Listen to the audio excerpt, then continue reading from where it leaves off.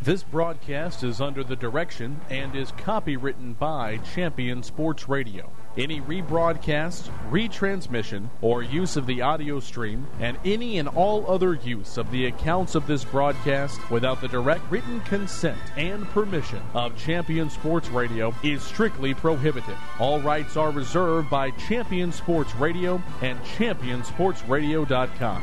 This is a presentation of Champion Sports Radio, your home for championship broadcasts.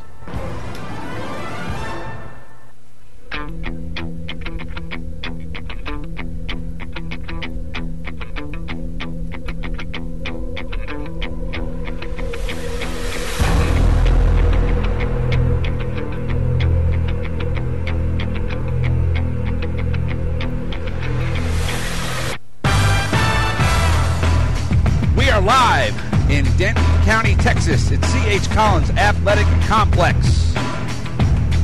where the Denton Guyer Wildcats will take on the Colleyville Heritage Panthers.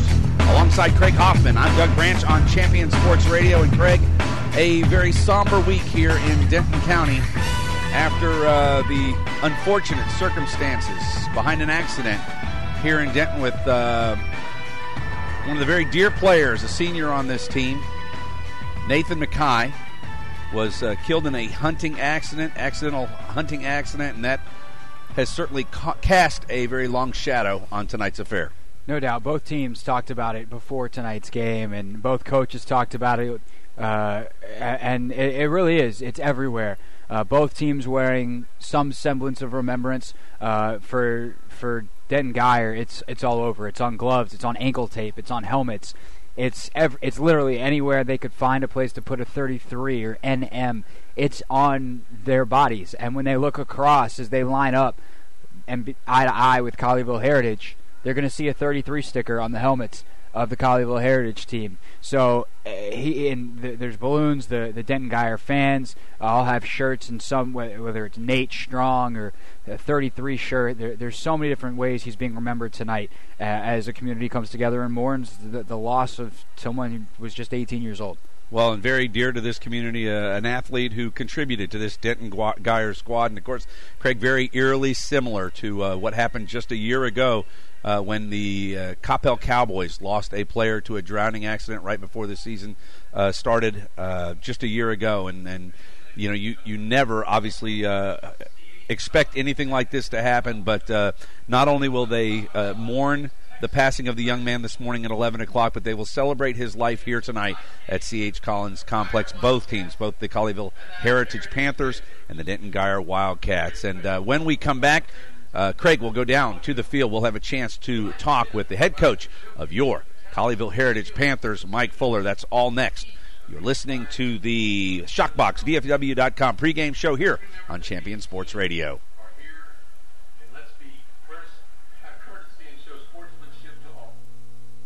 Don't put off the things you know you should do today. Start a financial strategy with Axe Advisors so you can prepare for the things you need tomorrow. Call Thomas Lee at 972-455-9114. That's 972-455-9114. Securities offered through Axe Advisors, LLC, 212-314-4600. Member FINRA, SIPC. If you're a basketball parent or coach, you need StatGeek, the simplest way to keep stats ever created. Our easy-to-use iPad app turns anyone into a professional statistician, and all they have to do is simply follow the ball, produce full and accurate box scores and play-by-play reports, send accurate stats out to your fans, media, or recruiters. It's sports statistic collection redefined. StatGeek is available right now in the iPad App Store for just $4.99, and there are team fundraising opportunities available as well. On the web at StatGeek.com. StatGeek, keep your eye on the ball. Are you looking for a way to promote your business or increase exposure? Do you just need more people to know that you're there? Join the Champion Sports Radio team and advertise during these games. In the last 4 years, Champion Sports Radio has broadcast over 600 games to more than 3.5 million listeners. And Champion Sports Radio wants to help you use major high school sports to reach thousands of local fans right in your community. Think about it. Die-hard fans just like you tune in each and every week. giving your business unparalleled access to the community. It's the perfect way for smaller individually owned businesses to cultivate a core clientele or expand their already loyal customer base. To secure your prime commercial spot during the broadcast, contact Thomas Lee at Champion Sports Radio by phone at 972-741-0334. That's 972-741-0334, or online at championsportsradio.com. Champion Sports Radio, your home for championship broadcast.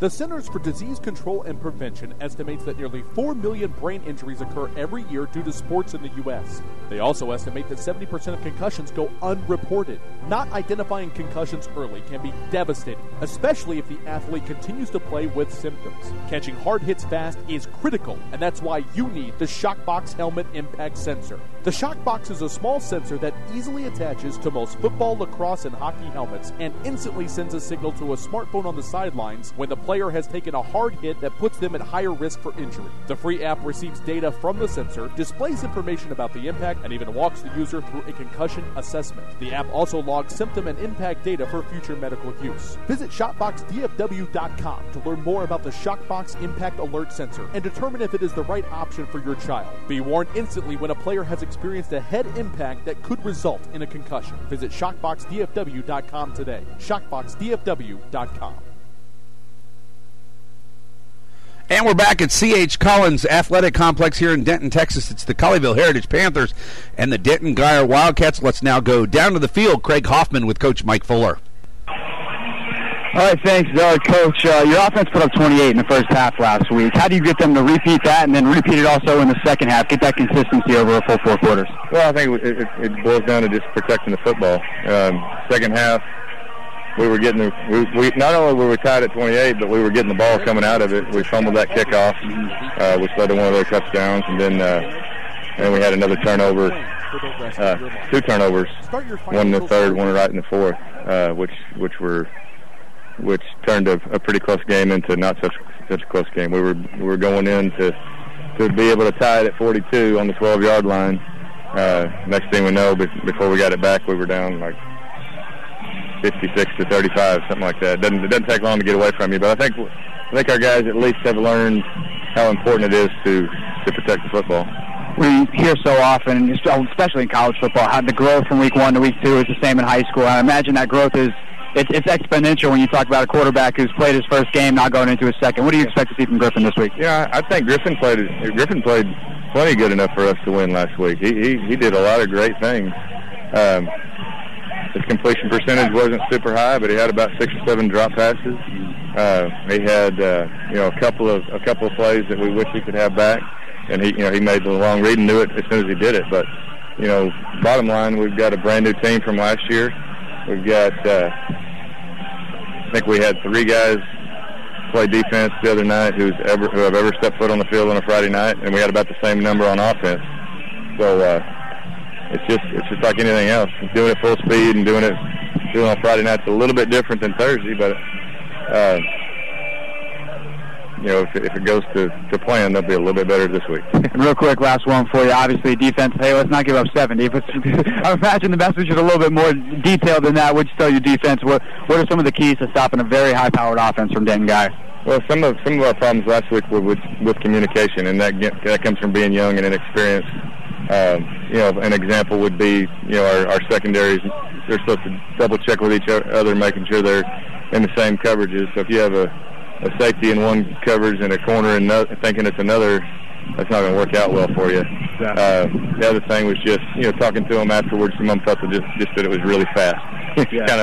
kind of overwhelmed, but they've got a game under their belt, so hopefully it'll be a little bit better tonight. We play tough non-district games for a reason, to get us ready for the games that count. This one still doesn't count. Last week didn't count. Next week doesn't count. We don't have to start winning them for a while, but that certainly is the goal. We want to try to win tonight and every time we step on the field, but I think the experience will help from last week. All right, I have one more quick one, and I have to ask. They obviously, Denton has had a really tough week. They lost one of their players. How do you not let your guys get caught up in that emotion? Well, I mean, I don't think it's right for them not to have some emotion about it. We talked about it on Monday. I talked to Coach Walsh Sunday, and so we knew kind of what was going on. But I just told our guys, just put ourselves in their shoes. Imagine that you had lost a teammate, and in a lot of ways, even though we don't play for the same team, he was a teammate, and has a lot in common with the guys on our team. Even though we don't know him, we're playing the same team because they're Texas high school football players.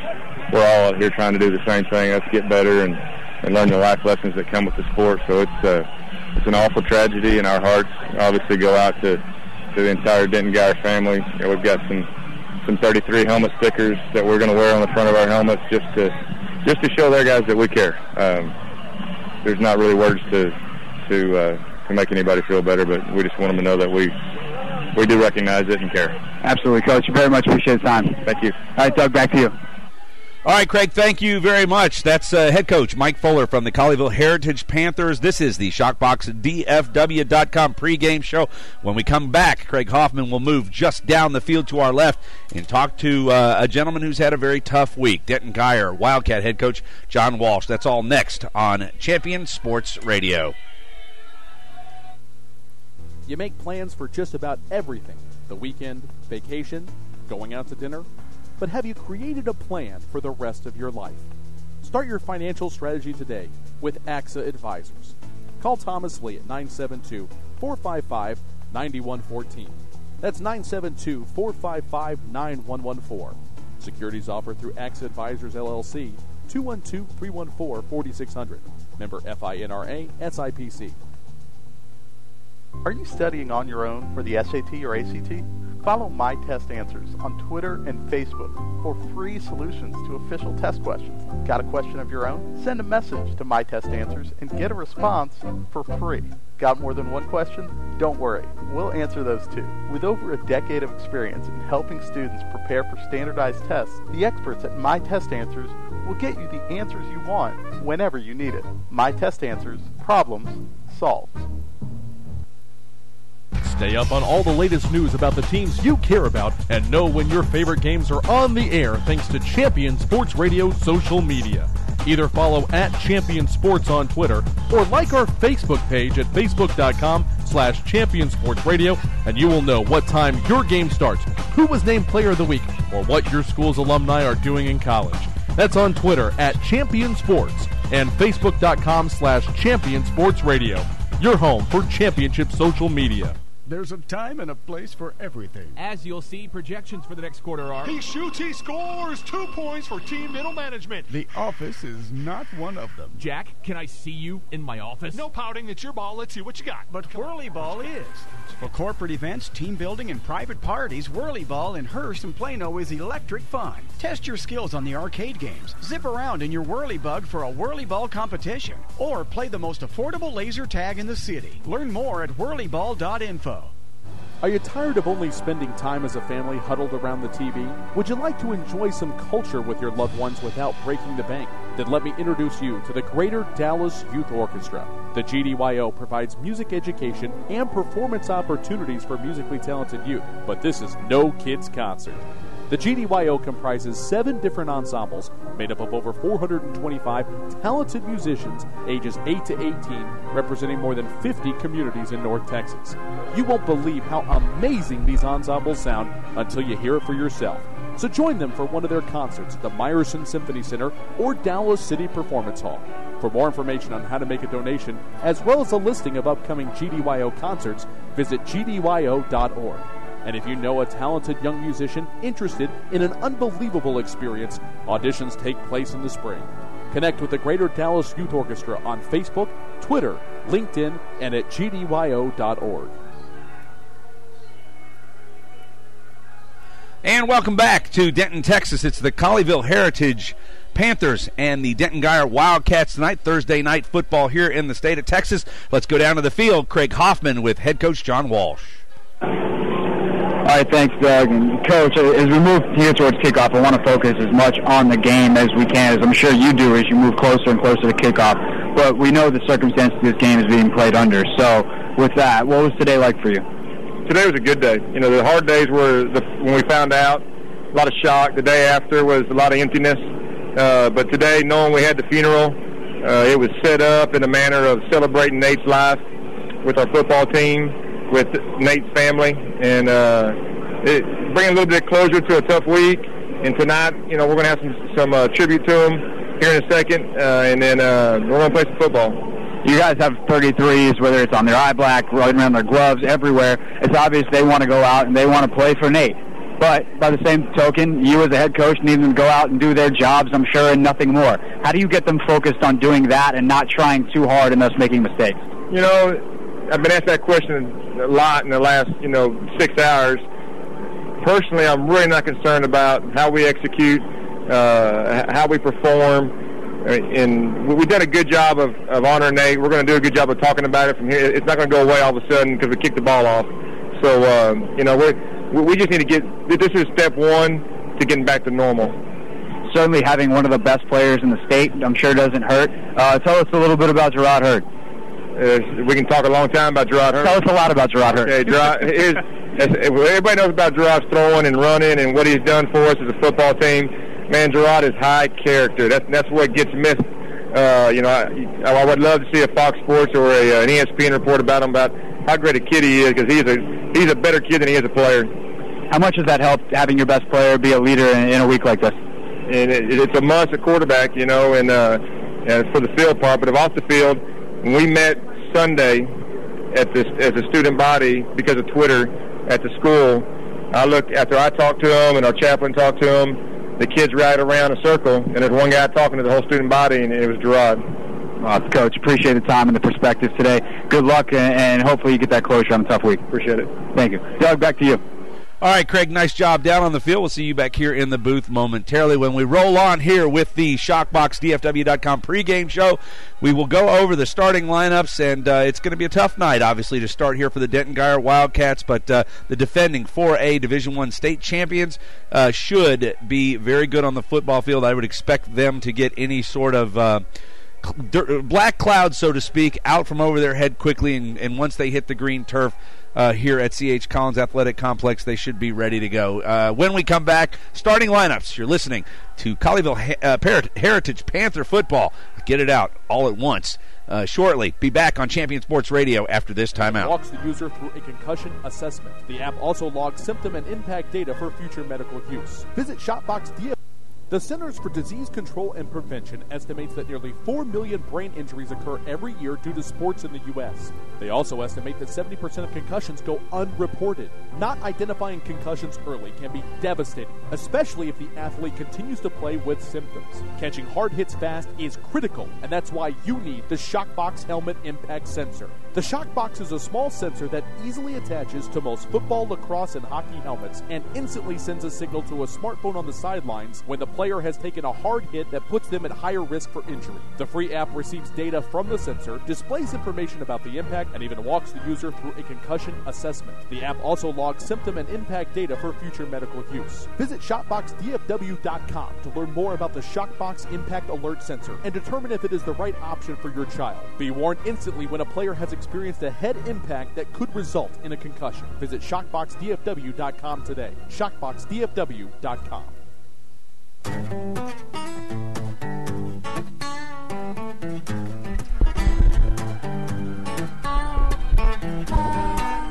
And we are back at C.H. Collins Athletic Complex. It's the Denton Guyer Wildcats and your Colleyville Heritage Panthers here on Champion Sports Radio, about 15 minutes away from kickoff.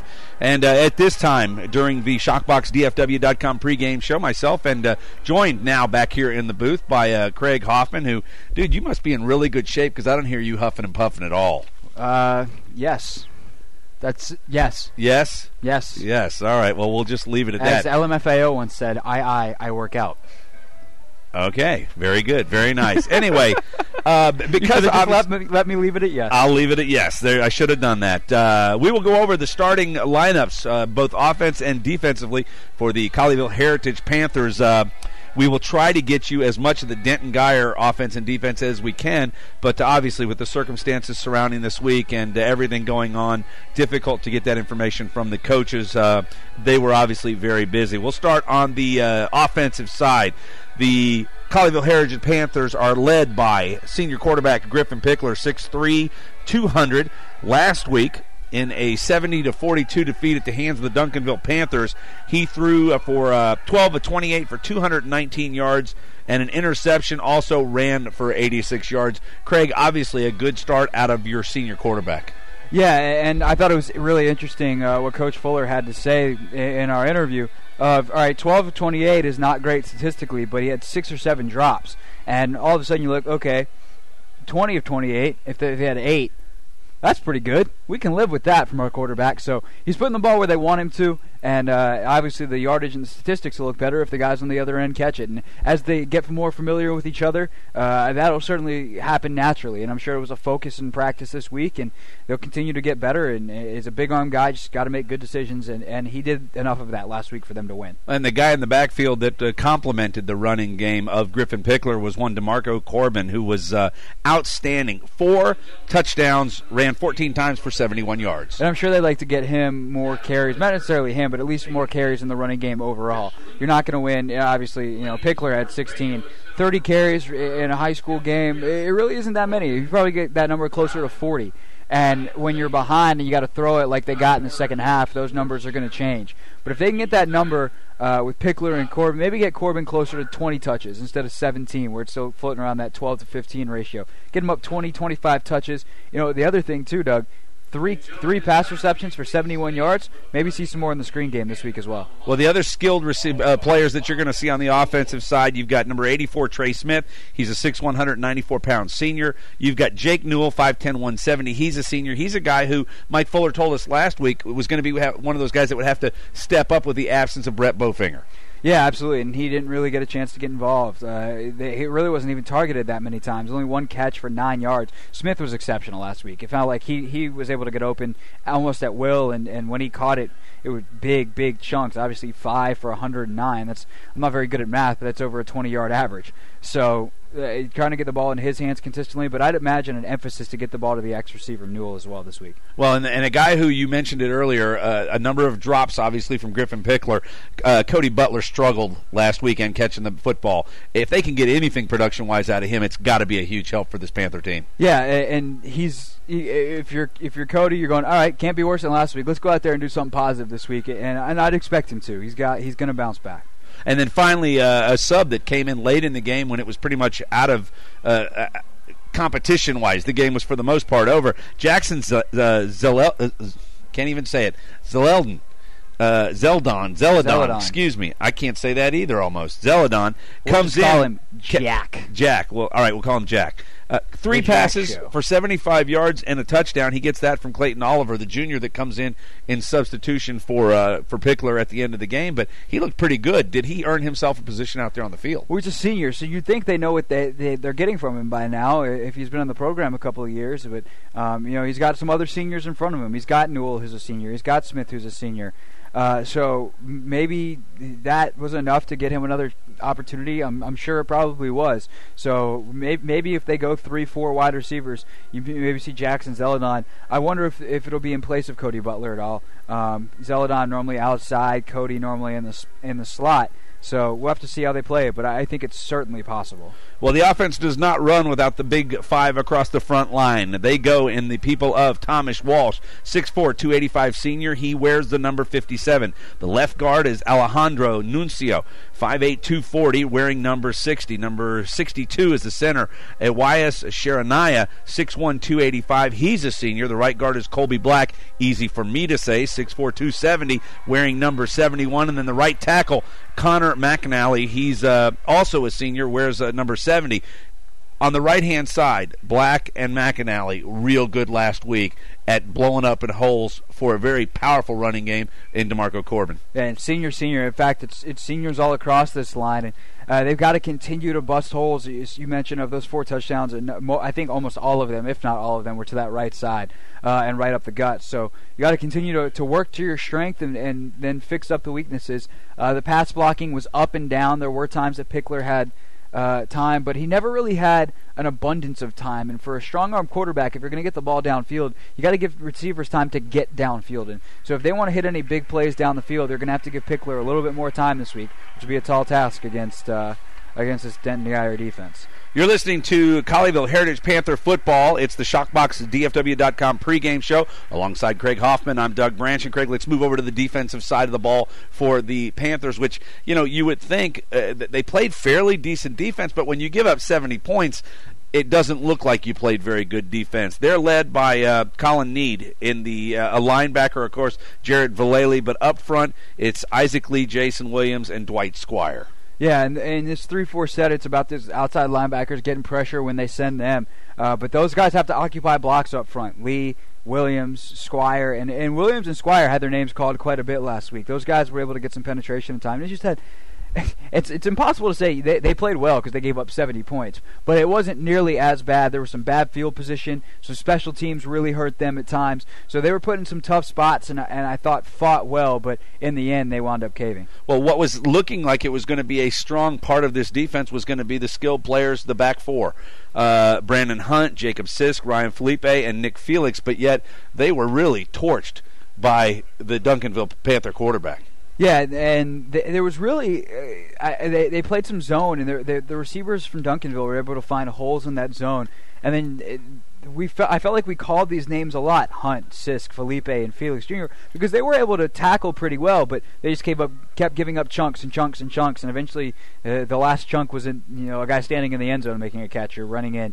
So it's about making some plays on these balls, not necessarily coming up and tackling. Being a sure tackler is great if you're a defensive back, but you'd rather not have to make a tackle because the ball's incomplete. Well, a guy we haven't mentioned yet on the defensive side, Jared Crouch, was all over the field, but one guy cannot hold down your whole defense. No, and really, I feel like I've called all these names so many times. They ran so many plays last week. Crouch, Vallely on the other outside linebacker, Braxton Martin, the other inside linebacker. These guys all made plays last week, but they were just too far downfield, gave up too much at one time, and the result was a lot of points for Duncanville. Well, while the tributes continue on the field for Nathan Mackey, the young man who was killed earlier in the week here, player for the Denton Guyer Wildcats, we will take a quick timeout, and we will be back with lineups for Denton Guyer, then the Star Spangled Banner, Pledge of Allegiance, whatever else they do tonight here at C.H. Collins Athletic Complex alongside Craig Hoffman. I'm Doug Branch, back on Champion Sports Radio after this quick timeout. Disease Control and Prevention estimates that nearly 4 million brain injuries occur every year due to sports in the U.S. They also estimate that 70% of concussions go unreported. Not identifying concussions early can be devastating, especially if the athlete continues to play with symptoms. Catching hard hits fast is critical, and that's why you need the Shockbox Helmet Impact Sensor. The Shockbox is a small sensor that easily attaches to most football, lacrosse, and hockey helmets and instantly sends a signal to a smartphone on the sidelines when the player has taken a hard hit that puts them at higher risk for injury. The free app receives data from the sensor, displays information about the impact, and even walks the user through a concussion assessment. The app also logs symptom and impact data for future medical use. Visit ShockboxDFW.com to learn more about the Shockbox Impact Alert Sensor and determine if it is the right option for your child. Be warned instantly when a player has experienced a head impact that could result in a concussion. Visit ShockboxDFW.com today. ShockboxDFW.com.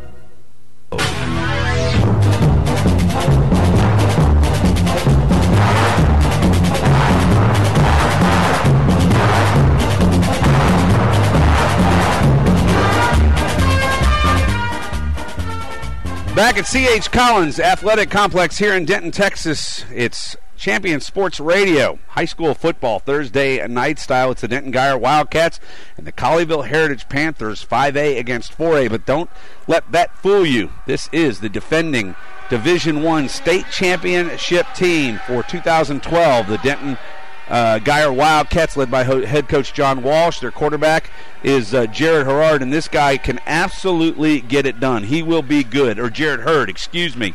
Hurd is a senior, 6'3", 200 pounds, going to the University of Texas. And when they get him down there, when Mac Brown gets him under center or behind the center at Texas, you're going to have visions of Vince Young fairy tale dancing in your head. So far on the season, Hurd has run 18 times for 103 yards passing-wise. Very efficient, 12 of 18 for 179, although he has thrown 2 picks in the loss last week to Cedar Hill. Both of these teams come into this game with 0-1 records. Both teams come in with a single loss, but this Geyer team, led by Jared Hurd, wide receiver Alex Honey. You've got DJ Breedlove in the backfield, and then the other two skilled receivers, Tyler Smith and David Haynes, are going to be very, very tough for this Colleyville Panther defense. No doubt. And Gerard Hurd's the guy that we're going to be talking about a lot tonight. I mean, we talk about any quarterback a lot because they have the ball in their hands on every offensive snap. It's something we've heard with the Dallas Cowboys, talking about Tony Romo taking care of the football. Jason Garrett says, hey, he's the guy to do it because he's the one that touched the ball on every offensive snap. Well, Gerard Hurd, if he wasn't a quarterback, they'd be trying to get him the ball on every offensive snap. He's that good. He's that dynamic with his running, passing. It creates such a challenge for a defense because you can scheme up, all right, if he runs, this is how we're going to stop him.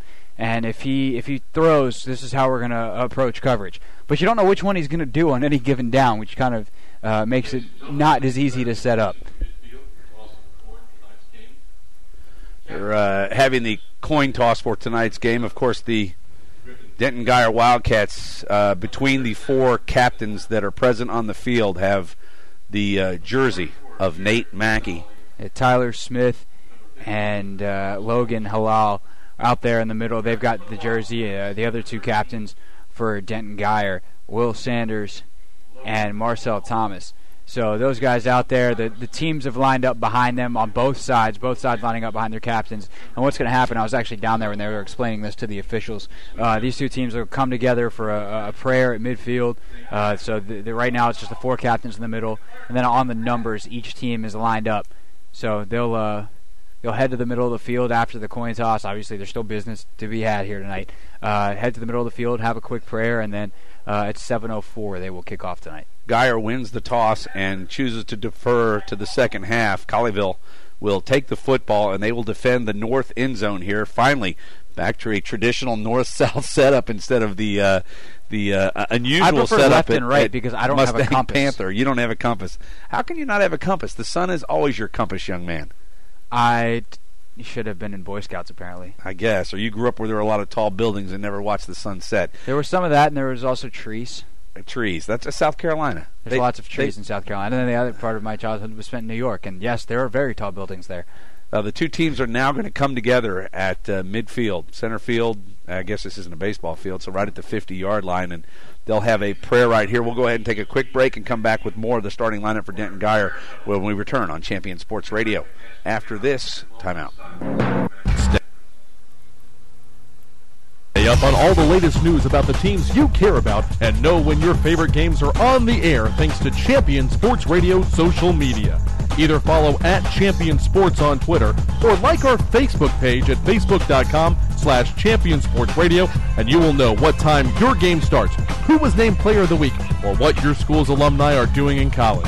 That's on Twitter @Champion Sports and facebook.com/Champion Sports Radio. Your home for championship social media. Are you studying on your own for the SAT or ACT? Follow My Test Answers on Twitter and Facebook for free solutions to official test questions. Got a question of your own? Send a message to My Test Answers and get a response for free. Got more than one question? Don't worry, we'll answer those too. With over a decade of experience in helping students prepare for standardized tests, the experts at My Test Answers will get you the answers you want whenever you need it. My Test Answers, problems solved.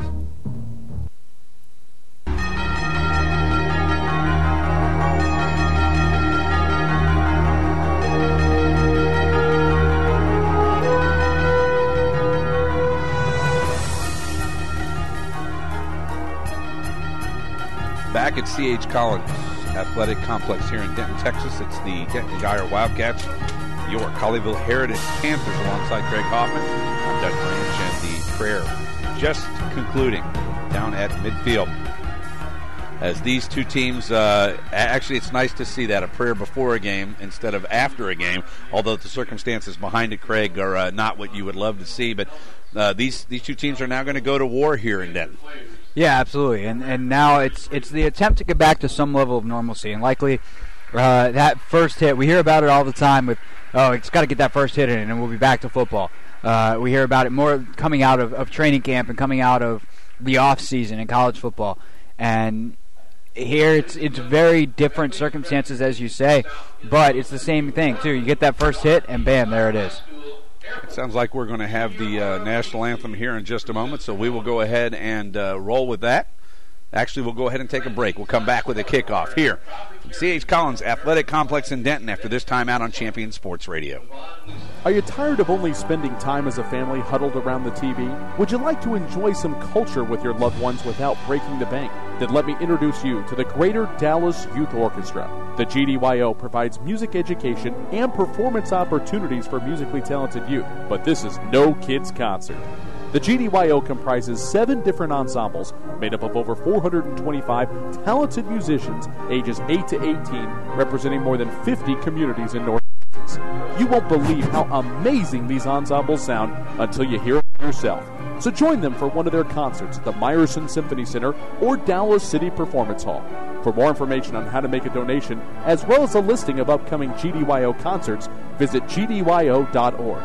And if you know a talented young musician interested in an unbelievable experience, auditions take place in the spring. Connect with the Greater Dallas Youth Orchestra on Facebook, Twitter, LinkedIn, and at gdyo.org.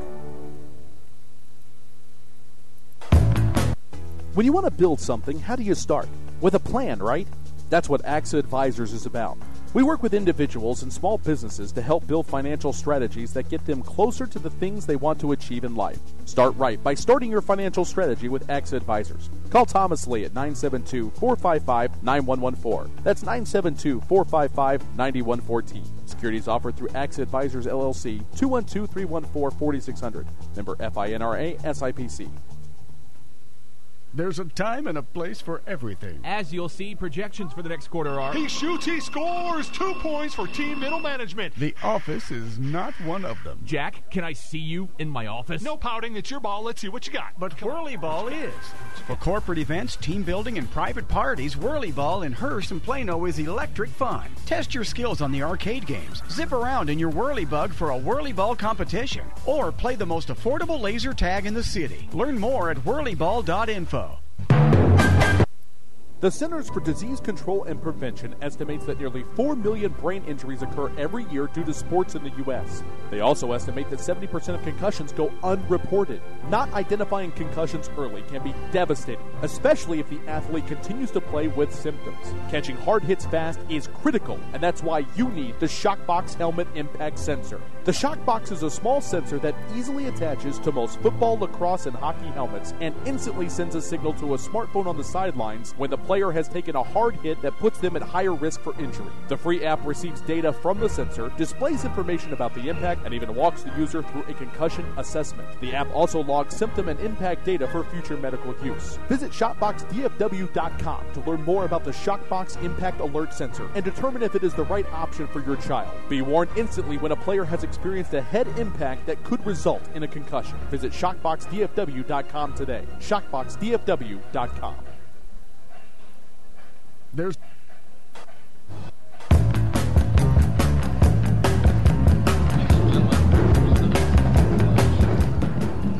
And we are back in Denton, Texas. It's the Denton Geyer Wildcats and your Colleyville Heritage Panthers.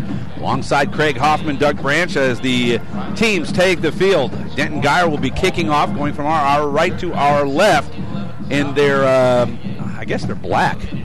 All black, trimmed in silver. Colleyville shows up in the same gray pants they had last week with the white shirts and black helmets. The nice camo pants. The camo pants, and actually we can still see them again here.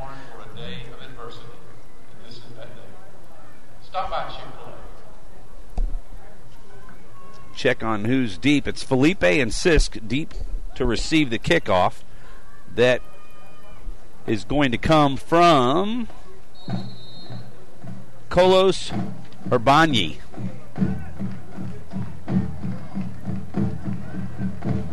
For the Denton Geyer Wildcats. Just about underway here, and with all the sadness and, well, I guess actually celebration of life from what happened. The ball is kicked. Felipe takes it at the 2, comes back to his left, hit at the 20 and knocked down at the 22-yard line. Nice tackle there. That is, I believe, number 32. Michael Carrillo for the Denton Geyer Wildcats, and Colleyville Heritage will take the field for their first offensive possession, Craig, and they'll start just inside the 21-yard line. And Griffin Pickler ready to go. Just, again, got to make those same good decisions he was making most of last week. Just got to get some catches on the other end, and I'm sure he will. And when he does, this offense will produce. Until then, some question marks at receiver will remain as they have obviously one of their stars injured. Zeldon out to the left alongside Trey Smith. Up to the high side, it's Gerard Henderson and Jake Newell. He'll throw right side, ball's tipped and dropped, and that was Jackson Zeldon, who had a nice showing in the second half, actually the fourth quarter of last week's game against the Duncanville Panthers, but another one of those balls thrown right to him and a dropped first pass from Griffin Pickler. Yeah, it's a ball that was catchable, even though there was some contact when the catch was made. 2nd and 10 from the 21, Pickler from the shotgun.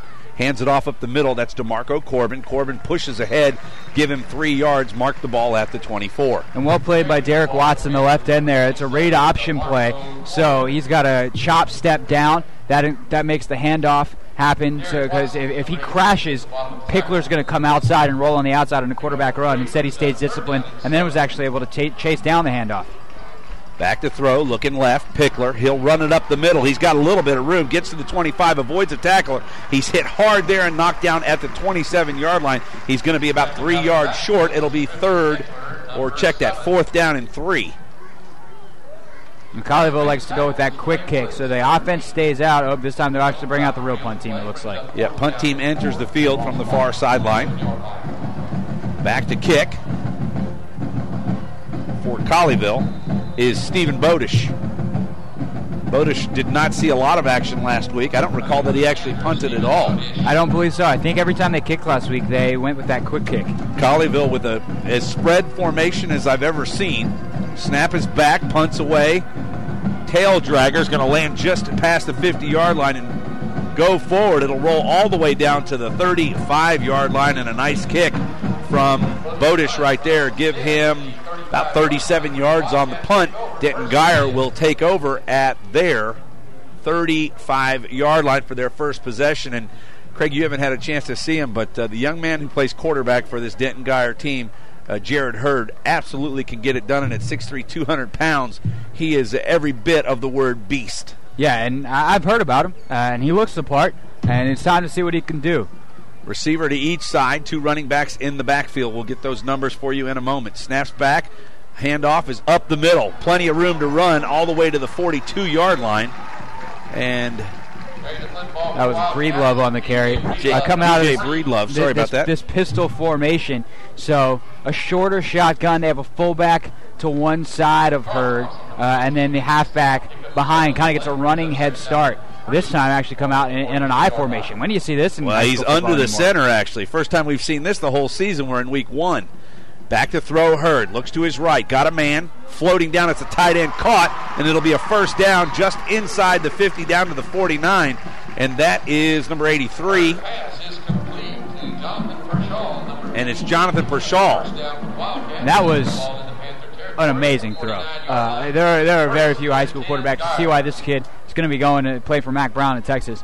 I mean, that is a touch pass. That's a good zone defense, and he got it right over the top. That was beautiful. Well, I mentioned it in the open. This could be a kid that brings back the fairy tale memories of one Vince Young, and he does just what Vince Young did for Texas for many years. Right up the middle on the read option play, and another 10 yards for Gerard Hurd. Actually 9. They'll give him 9. Knee was down before, but the ball's marked right at the 40. It'll be 2nd and 1. That was just a good read and rode that mesh point we talked about a ton last week to make the defense commit, not to where he was going. Full house backfield, 1 receiver to the bottom side. Handoff is inside. There's room to the 30. And, boy, that could have been a big run if not for the left hand of Jared Vallely. But they still are able to drive for, give him 11 yards on the carry. And once again, that's DJ Breedlove, who went for 129 yards and 2 touchdowns last week. Jose Carrillo, a tremendous lead cut block there. Really got out in front, cut out the legs of a defender, and cut him out of the play. So far, Denton, for the most part, unstoppable their first 4 or 5 plays. And, one of the things we saw was Hurd under the center. Won't see that much. Here's another pass. Hit right on the hands at the 20-yard line. Spins away down to the 19. And again, you're not going to see a lot of yards after catch from Alex Honey there, but again, it's the same thing we talked about in the open. Can this defense bat some passes down, cause some no-gain or negative plays? Because right now it's positive and then tackle. They go completely spread here. 2 receivers to each side. Breedlove in the backfield. Hurd straight back, getting a little pressure up the middle. He'll run to the right. Fakes to the right. He's got room. Down to the 15, to the 10. Breaks to the outside. All the way down and out of bounds, just inside the 7-yard line. And there you see it again, Craig. You just cannot leave him alone. Almost have to have somebody spying Gerard Hurd. Yeah, and was that Griffin Pickler I just saw? I felt like I saw a 7 there on defense. He entered outside linebacker. Whoever it was, I do believe that was Griffin in there. The quarterback playing both ways, and his ankles are gone. It might have actually been 47 down there. Whoever it was. I think it was 47. Okay, Bryson Martin. Yep. I didn't get fooled as bad as he just did. That was a sick juke move from Gerard Hurd. Well, this is going to be a tough game for Colleyville if they continue to give up 10-yard clips every play to Denton. There's a handoff inside Breedlove, right side, down to the 2, trying to force his way to the end zone. There's a fumble on the play, and a bunch of people down there. Colleyville may get away with the football right here. And they do. And it's recovered by Isaac Lee. Isaac Lee. Well, we talked about him in the open. Isaac Lee was going to have to come up big, and at the 1-yard line, Denton Geyer has had the door shut on him. I don't think you can come out much bigger than that. I think it was Braxton Martin again with the hit, and then Isaac Lee came out of with the football. That, I mean, literally, talk about bend but don't break. You can't bend any more than that. Well, what they are going to have to do on offense is try to get this ball out of the shadow of their own end zone, because it sits at the 2-yard line, the second possession for Griffin Pickler and the Colleyville Heritage Panther offense. They'll go 2 receivers to each side. Corbin in the backfield with Pickler. Snap comes back. They'll fake the handoff, throwing a slant route, and it's a nice play. Give him about 7 on the gain. That went to Jake Newell.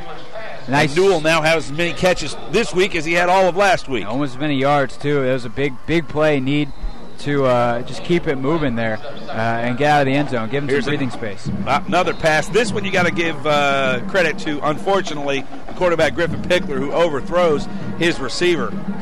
That's number 9, Camden Arnold. It's a new name. Again, trying out some different receivers to see if they can get some guys with some stick-em on their hands. Well, they're getting single coverage on the outside, obviously spreading the field. So Pickler just has to be a little maybe more patient. There's a timeout on the far side of the field, and I'm not sure the official is pointing down at the ground. 3rd down. It's 3rd and 2. Ball is on the 10-yard line. First down here to flip the field would be huge. Ball goes up the middle to Corbin. Nope, check that. Pickler keeps it. And he's going to be stopped, and it's going to be 3rd and 2 from there, and it looks like another punt coming up for the Panther offense. Let's see what they do here. Give him credit for a yard gained. It's 4th and maybe just inside of a yard, but the punt team comes back onto the field, and Stephen Bodish will get back into punt position. Step 1, get this thing off. Good snap, and then got to make sure this punt gets off. I do not see Bodish on the field. This is an interesting set. Now he runs on. As you say, I knew he had those bright neon shoes, and I didn't see him out there. There's going to be a timeout call. Mike Fuller's does not like what he sees. Well, it probably took too long. The play clock starting to run down. They took a while to actually make the decision. Okay, are we getting the offense off the field? Yes. And then once they did, the punter was nowhere to be found, as you said. The reason you didn't see him on the field is because he wasn't on the field. Well, and there's nothing that'll drive a coach crazy more than their punter costing them a timeout halfway through the first quarter because he wasn't on the field. 7:13 to play here in the first quarter. No score, and a very fortunate Colleyville defense as DJ Breedlove gives up the mail at the 2-yard line. Colleyville is able to recover it, and they're trying to get the ball from outside the shadow of the goalposts here, but they will have to punt 4th down and inside of a yard. Stephen Bodish back to kick. His last kick was about 37 yards. He'll take this one about halfway into the end zone, so no real pressure of a safety here. Just got to make sure they get a good snap. And these, again, Craig, some of the widest sets I've ever seen on a punt snap team. Ball goes back one-handed. Kick is away, and it's shanked a little bit off to the right side. Not very far. Hits at the 37, and again, rolls forward to the 50-yard line. So we'll give him 39 yards on the kick, and Denton Geyer and Jared Hurd will start off at midfield. Yeah, and that was big to kind of flip the field a little bit there, get out of the shadow of your own end zone, at least get it. Technically, the ball, the nose of it's on the 50, so it's in minus territory. They got it out of plus territory, if not by 3 inches. But very important there to give the defense a little bit of room to work with. One receiver to the near side, 2 to the far side, 2 running backs in the backfield stanching themselves on either side of Hurd. He'll call for the snap, fakes the handoff, goes up the middle. Hung on to by Braxton Martin again. Yeah, Braxton Martin, and Martin's able to drag down Hurd after a very minimal gain. That's the shortest run so far of the game for Jared Hurd. It'll be 2nd and 8, ball marked at the 48-yard line. And that's a one-on-one open field tackle by Braxton Miller that he can tell his grandkids about one day. Hey, that guy that tore up Texas when he got there, I tackled him and saved our butts from a big play. That was a great play by Braxton Miller, or Braxton Martin, because Braxton Miller is the quarterback from Ohio State. It only took me 7 minutes to screw that one up. You're good. Hurd will take the snap, read it, give it off the middle, and that's a decent run, 4 or 5 yards for Anthony Taylor. Taylor had a nice week last week in the backfield, rushed for 71 yards on 9 carries, 2 touchdowns. So a good offensive output last week for Denton against Cedar Hill, but as we both know, Cedar Hill a very powerful team. Wildcats have the ball at the 42-yard line, 3rd and 2. Panthers have 9 defenders in the box. Hurd's got it, hands it off. Taylor's got it. He breaks open, 35, 30, spins down to the 25, and he's going to be wrapped up and pushed down close to the 22-yard line. But a huge gain right there, plus 20 yards for Anthony Taylor. Just a well-blocked play and 1 or 2 missed tackles. That's all you really need, and that's what they got there. Big gain. Colleyville Heritage has to start hitting. They're trying to wrap up, which is great and all, but you got to wrap up as you hit. You can't just, these arm tackles aren't going to work on these guys. They're too big, too strong, too fast. Hurd in the backfield from the shotgun. He'll give it off to Taylor. No, he keeps it. Coming left side. He's got room. Gets to the edge, down to the 15 and out of bounds inside the 12 as he takes a hit there, but no late flag. Unintentional hit, but another example right there of Gerard Hurd and his speed. He's able to get to the edge before the defender can.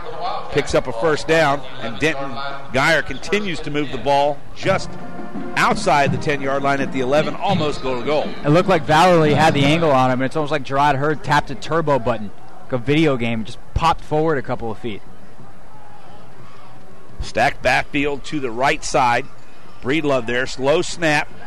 Hurd spins out to his left, starts to work his way right back up the middle, breaks from the 10 to the 5, and knocked out of bounds at the 2-yard line. And I'll tell you what, he does not have the long legs that Vince Young has, but he does a lot of the same motions with those kind of hop steps and run at the same time. University of Texas and Mac Brown are going to be happy to get this young man inked. Absolutely. And the one thing that Mac might not love, and I'm sure that his coach probably doesn't love right now, is holding that ball out there. He's got to tuck that thing away, especially when you already lost your last possession to a fumble.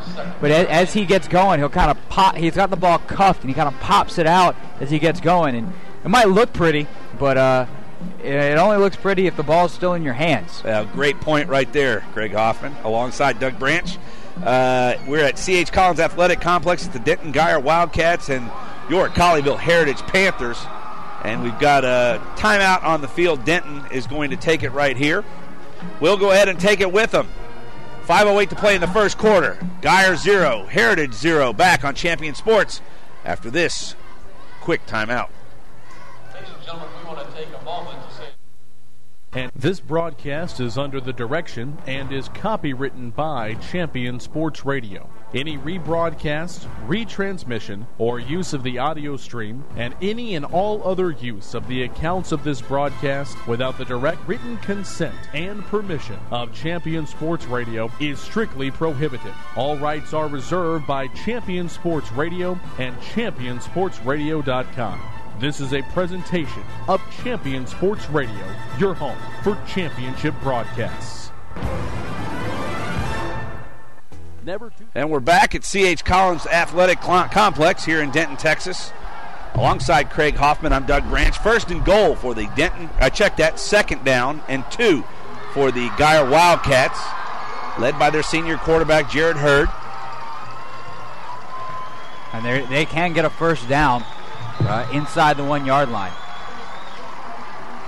Hurd, 6'3", 200 pounds, has a running back flank to either side of him. One receiver to the high side in a running formation. They'll hand the ball off. 15's got it, 2 yards, and it's a touchdown. Credit the touchdown to Tyler Smith. Nice, easy run. A hole just big enough to get through. And here he comes, running the ball to the sideline to his student body.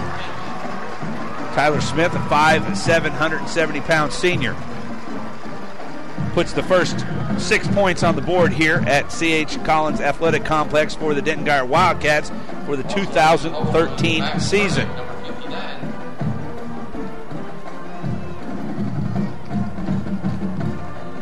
Try and tack on the extra point, Brad Grems.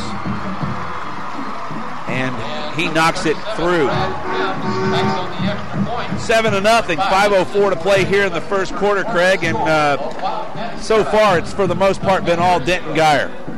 Yeah, this offense hasn't been stopped. They ran, or they fumbled the ball on the 1 yard line. Otherwise, they're likely up 14-0 right now. For Colleyville Heritage, offensively, they haven't really had anything. And it's not even, you see, all right, this is where it's going to come from. They got to start making plays. They got to start catching the ball, or getting some movement on the offensive line to get some holes for this running game. But it just feels like this offense has gone nowhere fast, and it didn't necessarily feel that much different last week, despite the fact that they produced. But it's not like you can really remember some really good sustained drives from last week. But they got the point, so it didn't really matter. But you say, all right, what does this offense do well? I still think we're trying to figure that out, and it's going to be a process this year, as Mike Fuller noted in our pregame interview. It's a young team. They're still learning, and they will get better as the year goes. And hopefully as this game goes. Ryan Felipe and Jacob Sisk back deep to receive the kickoff. From Colos Urbani.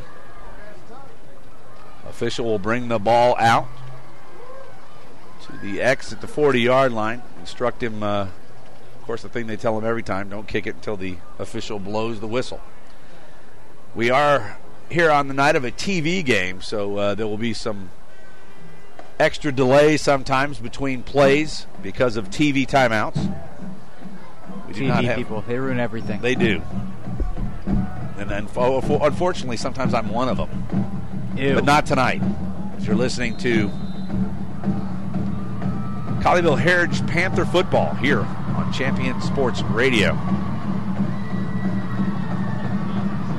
Urbani steps off his approach, takes 2 steps forward and puts the ball into play. This is going to be Sisk on the right hash, and he's tripped up as he crosses the 20-yard line and down to the 22-yard line. Or check that, Ryan Felipe. And Colleyville will go on their third offensive possession, having yet to really get it out of their own red zone. And again, the onus is on this offensive line. Can you give Pickler the time he needs? It's all been quick passes so far. It doesn't need much. And Pickler's got to calm down, knowing he's going to be all right. But 5 seniors across this line, they've got to get themselves together and create some time and some holes in the running game. Trey Smith to the high side with 2 other receivers. Pickler's going to hand it off up the middle. That's Corbin.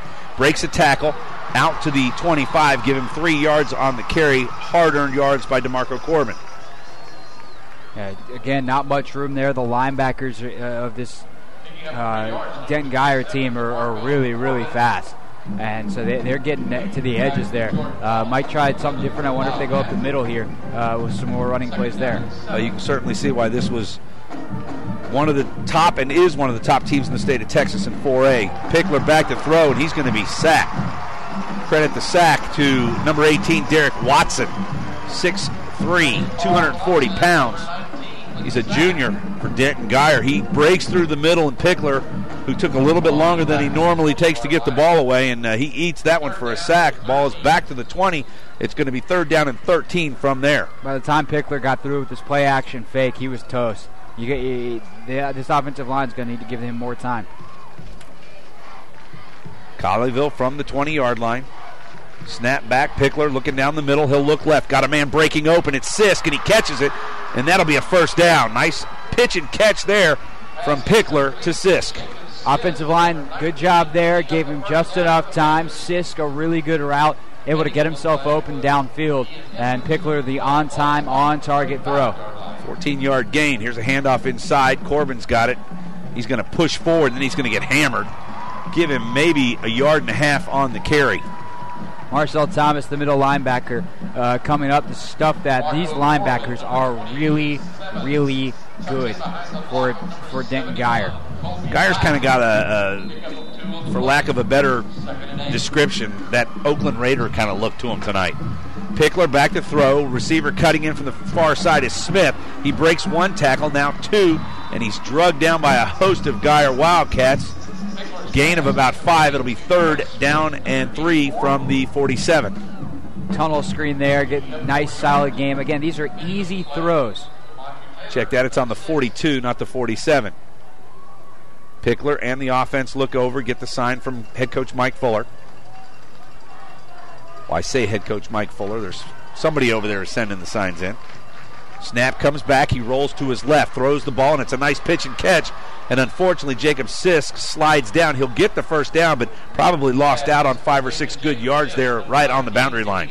All that matters is that he got the 1st down. That's all they want out of that play, a rollout, easy read. It's a linear read there. So he looks, all right, here's the deep guy open. Nope, middle guy. Oh, yes, he was. Throw him the ball, and there he went. 2 out of the last 3 plays go to move the markers. Pickler back to throw. The slant into Smith. Smith breaks it open up the middle to the 40 and down to the 35, and that's 3 out of the last 4 plays have moved the chains for the Colleyville Heritage Panthers. They mark the ball at the 35-yard line. Now we're getting somewhere. That time some misdirection in the passing game. They run DeMarco Corbin out. Looks like it's going to be a screen. Instead, they run a tunnel screen slant pattern inside, and Trey Smith able to pick up good yards. Pickler backs up 3 steps, looking to his left. Can't find anybody. Gets Corbin, and Corbin is hit hard. But he breaks the tackle to the 30, 25, 20, 15, down to the 10. And his own man knocks him out of bounds. Oh, goodness. That's Cody Butler. Cody Butler, wrong place, wrong time. He was trying to do the right thing, though, trying to seal off that final block on Jordan Wallace, the free safety. But instead winds up getting pushed, really, by Wallace into DeMarco Corbin. But nice, easy decision there from Griffin Pickler to check that ball down. And another 1st down. Pickler's going to have to eat this one as he can't get forward to hand the ball off. There's going to be a loss of 3 yards for Colleyville. Not to say that Butler actually knocked him out of bounds. I'm not sure he'd have made it to the end zone anyway, but that's who Corbin ran into that took him out of bounds was Cody Butler. Yeah, wrong place, wrong time. Not much you can do there. Nice play by Thomas Ferguson, one of the defensive tackles, to get some penetration on that last play. 2nd goal to goal from the 9-yard line. Corbin in motion out to the left. Pickler by himself. Quarterback draw up the middle, gets down to the end zone, reaches for it, and he's going to be marked about a half a yard short, but a nice concept and play right there as the Denton Guyer Wildcats were putting a lot of pressure on the receivers. And you got to use their aggression against them. Not only are they pressed up on the receivers, this defensive lineman getting so much penetration. Fine, get up the field, and we'll run right by you. 3rd and 1, handoff to Corbin, and he's going to walk into the end zone, and with an extra point, we will be tied just like that. Colleyville looked like they were a stalled ship out in a heavy sea, but boy, they turn on the motors and the turbocharger, and they come right down the field very quickly. Yes, they fight. Silly Craig, silly Doug. We're just in the 1st quarter. They were just getting warmed up, and that was a nice drive there. Holden Lyons is on for the extra point. Trey Smith will hold. Snap is back clean. Hold is down, and we are hit the upright, and it goes through. Stoink. Stoink. I like that. All tied here. 1:11 to play in the 1st quarter. It's Denton Guyer 7. Colleyville Heritage Panthers 7 from C.H. Collins Athletic Complex in Denton, Texas. High school football on a Friday night. We'll keep it right here, as we do have lots of information that we like to pass along. As I find said information, we'll do. Here we go. Special thanks to Thomas Lee of AXA Advisors. When you want to start a financial strategy, you need one-on-one guidance from some of the best trained professionals in the financial service business. Contact Thomas Lee with AXA Advisors today to get you started on your financial strategy. Craig, I'll let you read the next one. This broadcast is also sponsored in part by ShockboxDFW.com. Visit ShockboxDFW.com to learn more about the Shockbox Impact Alert Sensor. Determine if it's the right option for your child. Be warned instantly when a player has experienced a head impact that could result in a concussion. Visit ShockboxDFW.com today. It's really all we are, Doug, professional readers of things. Well, sometimes we have commentary, but not often. Michael Carrillo and DJ Breedlove will be back deep to receive for Denton. 1:11 to play here in the first quarter. We're knotted at 7. Holden Lyons, who just converted the PAT, will put this ball in play from the Panther 40-yard line. Afterward, you get done waiting on TV again. Once again, we are waiting on TV. Should have taken that time out. But we got a couple sponsor reads in. It's really the story of a life of a radio person. If you're in media, my day job working for ESPN Radio, you go to a Texas Ranger game. And baseball's kind of slow as is, but how can you make it slower? Put it on TV. Gorgeous night for football. Not a lot of wind. Still very hot. Here's a chip shot. It's going to come down around the 25-yard line. We'll figure out who had that in a second. He's going to come right, and he's got a bunch of room to the 35, out to the 40, a stiff arm, and he's pulled down as we've got a number of flags come flying in. First time we've seen the Hankies tonight. And I did not get who returned that, but it was a nice return for Denton Geyer. I didn't see who had it either. It was Brandon Daniel. Okay. Brandon Daniel. I picked him up on the sideline as people were high-fiving him. That's the long way to go, but flags on the play, and we'll have to see what the call is. And one of the coaches picked up one of the flags. There's a referee missing a hanky. He's going to walk over to the coach. Coach, what are you doing with that? No, he wants to save it and throw it later. A good play by Gerard Henderson there to make an open field tackle and force him out of bounds. Officials for tonight's game, your referee is Frank Wilcox, your umpire Mark Johnson, head linesman is Jimmy Evans, line judge is Bernard Gray, and your back judge, James Wilcox, all assigned by the University Interscholastic League. And this penalty is going to be a heavy-duty one. They're going to mark off 15 yards, a personal foul on the Panthers. So Gerard Henderson, a good play to chase him to the sideline, but can't chase him to the sideline by grabbing him by the face mask. Well, and unfortunately, he got that face mask of his hit first. It wasn't grabbed, but the stiff arm allows that to happen. Offensive player, you ain't just mash him in the face. Don't worry about it. You ain't going to get caught for anything. 4 receivers, 2 to each side, as Hurd goes up to the line to change the play. Breedlove to his left in the backfield. He'll stand on the 45, looks to throw. He'll run up the middle, got room, but it collapses in, and he runs away from the defenders and out of bounds at the 31-yard line. Give him 8 yards on the carry, make that 7. It'll be 2nd and 3. It almost looked like they had 3 linebackers spying on him, and he ran away from all 3 of them. Stepped up in the pocket, and there was a new line of defenders, and he said, hey, guys, this way, and scampered out to the left for a near first down. Well, as I said, the umbrella looked like it was collapsing down on him. He ran out the backside. 2nd down and 2 yards. Ball's on the 31-yard line, just like that. Geyer back in offensive business. Hurd's got it, looks left, now right. Throws it out to the far sideline, and, boy, that would have been a nice, pretty pitch and catch right there, but it's defended well by Jared Vallely. And that would have been beautiful. It was a beautifully thrown ball right over the head of the defender, but a good play on Adam Scott. Couldn't quite hang on to it as he got drilled by Vallely right as the ball got there. Perfectly played. 3rd down and 2 at the 31-yard line. 49 seconds to play here in the first quarter. We're tied at 7. Hurd's got his man in motion coming across the front. That is Logan Heil. Ball's handed off right-hand side. That's going to be enough for the first down, and we'll see who got the football. It was Breedlove.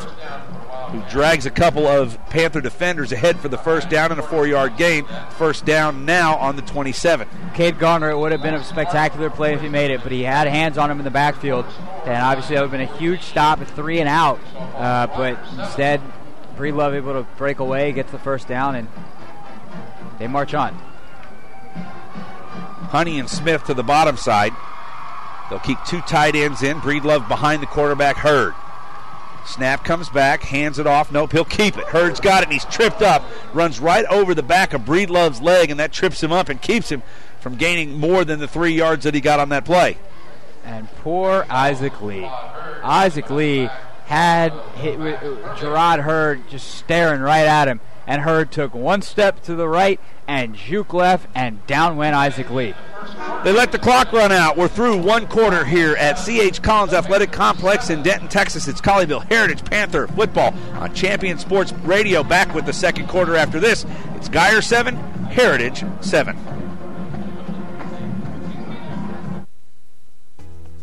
Don't put off the things you know you should do today. Start a financial strategy with AXA Advisors so you can prepare for the things you need tomorrow. Call Thomas Lee at 972-455-9114. That's 972-455-9114. Securities offered through AXA Advisors, LLC, 212-314-4600. Member FINRA, SIPC.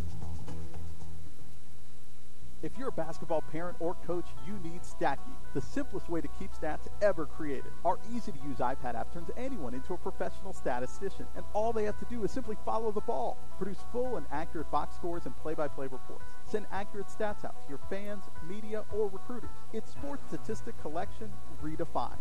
StatGeek is available right now in the iPad App Store for just $4.99, and there are team fundraising opportunities available as well. On the web at statgeek.com. StatGeek, keep your eye on the ball.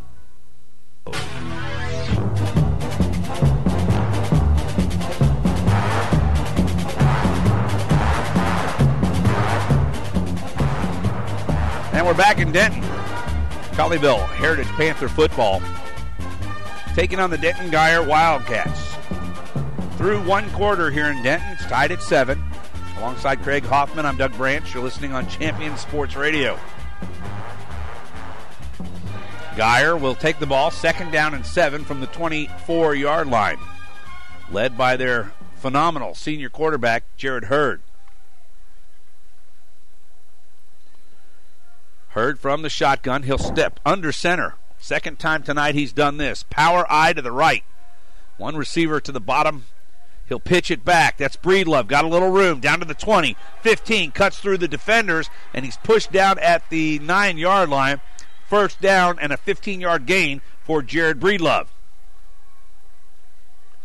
Nice play right there as they load up the right side. Pitch the ball back to Breedlove, who's about 7 yards deep in the backfield, and he takes off right side and gets right through.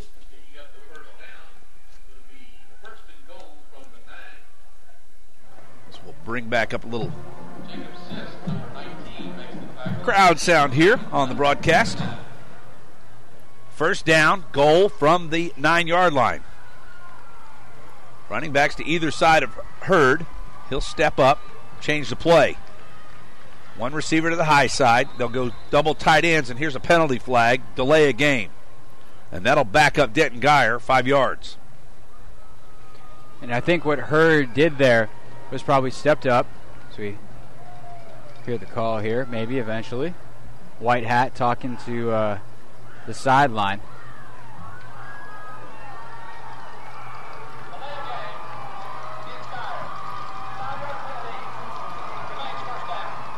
Interesting there. So I was saying, Gerard Hurd steps up to the line of scrimmage. What he's probably doing is identifying the Mike linebacker. And what that does for the offensive line is it aligns their blocking scheme. Well, he did that, and then they switched some of the linebackers.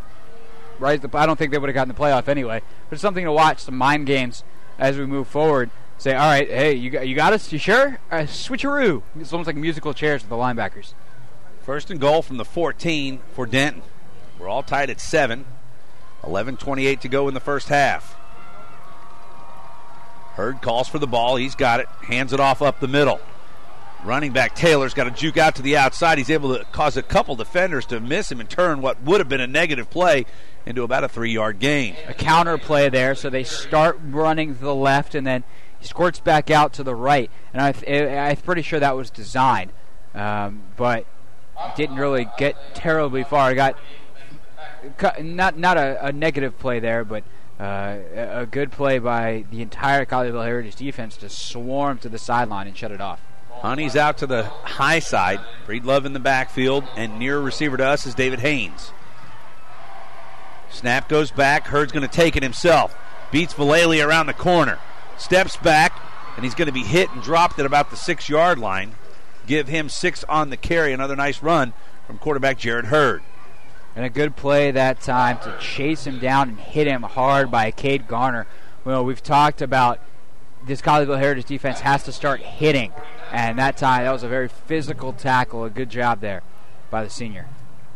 Check that. That may have been Crouch over there on the far right side. Vallely's on this side of the line. Actually, it was Braxton Martin that was doing the chasing on the far left side. On the far left hash mark.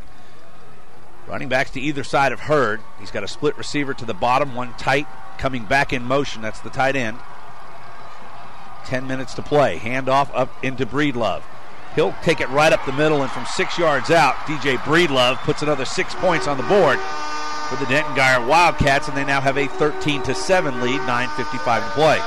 Jordan Thompson, the right side of that offensive line, deserve a big amount of credit because they created a big hole that Breedlove was able to run through. Brad Graham's on to try and convert the PAT. Tyler Smith will hold. Snap is back. Good. Kick is away, and it's a 7-point lead again for Denton Guyer. So just like that, they come down and just a few plays are able to put the score right back on and stretch it out to 7. And Craig, Colleyville's going to have to respond again. This game eerily similar to how last week's game went with Duncanville. Yeah, and it's probably going to be back and forth, and you know the thing is, can they keep it up? And it's a lot easier to keep up and keep pace when you're not giving up points every time. Last week they couldn't keep up in the second half. They got to make some stops, create some turnovers. They did on that first drive.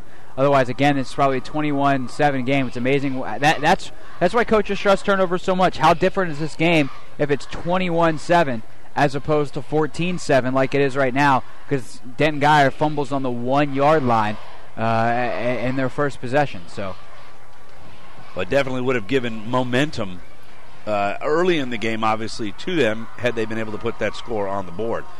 But so far, Denton Guyer's gone for a single score in each one of the first 2 quarters as we're just into the second quarter here at C.H. Collins Athletic Complex. I'll get all that out. Do you have a complex saying the word complex? No, I didn't. I ate some popcorn in the break, and the salt is drying all the water out. Yeah, I'll admit what it was. It's okay.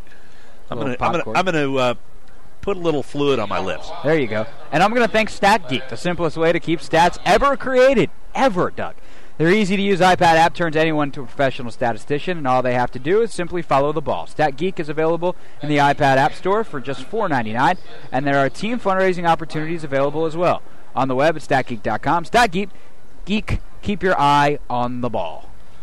Well, StatGeek may be able to turn everybody into a statistician, but probably not me. Not me either, so far anyway. I'm terrible. Actually, maybe it could. Maybe it's so good that it does the math for you, because that's my problem, is the math. As we'll see, do play-by-play for the third quarter here, and you're going to have to tell me how far the ball went, because if I try to do it quickly, we're going to have catastrophe. Well, we've already had that catastrophe with me doing that. So far, Guyer, make stuff 157 yards of total offense in this game to 94 for Colleyville, i.e. the 7-point lead for them. Here comes the kickoff from Grams. Driven back, that's going to be Sisk on the far hash. Picks it off at the 5, all the way up to the 20, and then once again, pretty much the 22-yard line is where each one of the Colleyville possessions have started. After a kickoff, they get right to the 22, and that's where Pickler and crew will go back to business for the Panthers. Straight ahead, not a whole lot of creativity on that return. Just plow ahead, hope something opens up. Please open, please open, please open. Bang! There was no hole that opened. So far, Griffin Pickler very efficient on the night. 6 of 8 for 75 yards. 2 of them. One of them you got to credit to him as a bad throw. The other one was a drop. Yeah, one was high and one was on that first pass of the game. But I think he's 6 for his last 6, if I'm not mistaken. Pickler will set up in the shotgun. 3 receivers to the close side. Back to throw, looking left. Got a man right, going deep. He's held. Where's the flag? There it is. 2 flags come down. Had him beat. Nice move by Sisk. And the defender reaches out. It's Will Sanders grabbed jersey. And when you grab jersey, there cannot be a more automatic pass interference flag. We'll let you hear the call, but trust us, it was pass interference, and it was on Will Sanders. And unfortunately, unlike the NFL game, this is not a spot foul. It'll be a 15-yard penalty. I actually talked to the officials before the game. Hey, any new rules, anything? And I asked them. I just want to make sure on the pass interference real quick. The call coming right about now. Pass interference. Number 21 on the defense. 15-yard penalty. Automatic first down. So if it's less than 15 yards, it's a spot foul. Right. And if it's over 15 yards, it is 15 yards.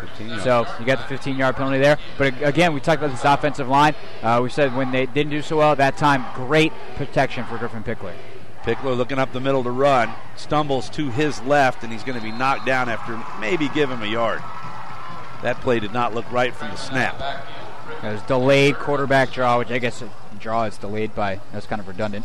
But it's a quarterback draw. That would mean there was no delay. It didn't get or a super delayed quarterback draw, and it's delayed so much it never got started, really. Fake to Corbin, roll into his right. He's going to try to throw, but he's got nobody open, and he's going to be smacked out of bounds at the 37. Really no gain on the play. It's going to be 3rd down and 9 from that point for Colleyville Heritage. Lucky to avoid a late hit out of bounds there. Pickler coming to the near side. I wonder if he could have done a little option flip forward and maybe gotten a receiver, Trey Smith, there, but it would have been a very difficult play at best. Possibly. He does not look comfortable when he's rolling to the left side, trying to throw across with 3 guys chasing him. Trip receivers to the high side. I would not. Fake blitz from the left side of Denton, but they'll pull back out. Pickler will reset 10 seconds on the play clock. Takes the snap, drops straight back, looking down left side. Got a man breaking open, but he overthrows him. Overthrows everybody. That was Trey Smith down the left side. And looks like 3rd, 4th, and 9. Colleyville's going to punt right here, although this could be one of those options for the quick kick instead of the punt because of positioning, being the ball marked at the 30. 2 things on that last play. Line. Trey Woods, really good coverage, the right cornerback down on this near side. But also credit to DeMarco Corbin. Some pressure inside and the running back able to step up and pick it up. Quick kick. Nobody back, and this one's going to work out real well if somebody can get to it. To the 5, to the 3, to the 2, and it goes into the end zone. So a 62-yard punt right there. That'll look good on the stat side, but unfortunately it's only net 42. Right, and the thing with that quick kick is it's a low kick, so if it doesn't die on its own, it's just going to roll forever, and that one did, and there's no one that's going to be able to catch it, and that's kind of what happened there. Unfortunate for Pickler. 62-yard punt goes for net 42. If that one's down there, at least you make the Denton Guyer Wildcats have to go a long way to get another score. As it is, they've got 80 yards in front of them, a 7-point lead. They lead at 14-7, just a second over 9 minutes to play here in the second quarter. The good thing for Colleyville Heritage, though, is that now Denton Guyer has to go 80 yards if they're going to score, which is a lot longer than they've had to go on these other drives. Full backfield for Guyer. 4 men back there. Handoff goes to Taylor, and Taylor's going to be wrapped up by Jared Vallely for mark the ball right at the 20, and we've got a timeout. A player lost a helmet, so I guess they got to kill the play, and that player has to come off the field. He's got to come out for a play. 2nd down and 10 from the 30-yard line. Check that, the 20. Where am I going? Nowhere. Taylor will set up on the left-hand side. A little confusion now from the tight end.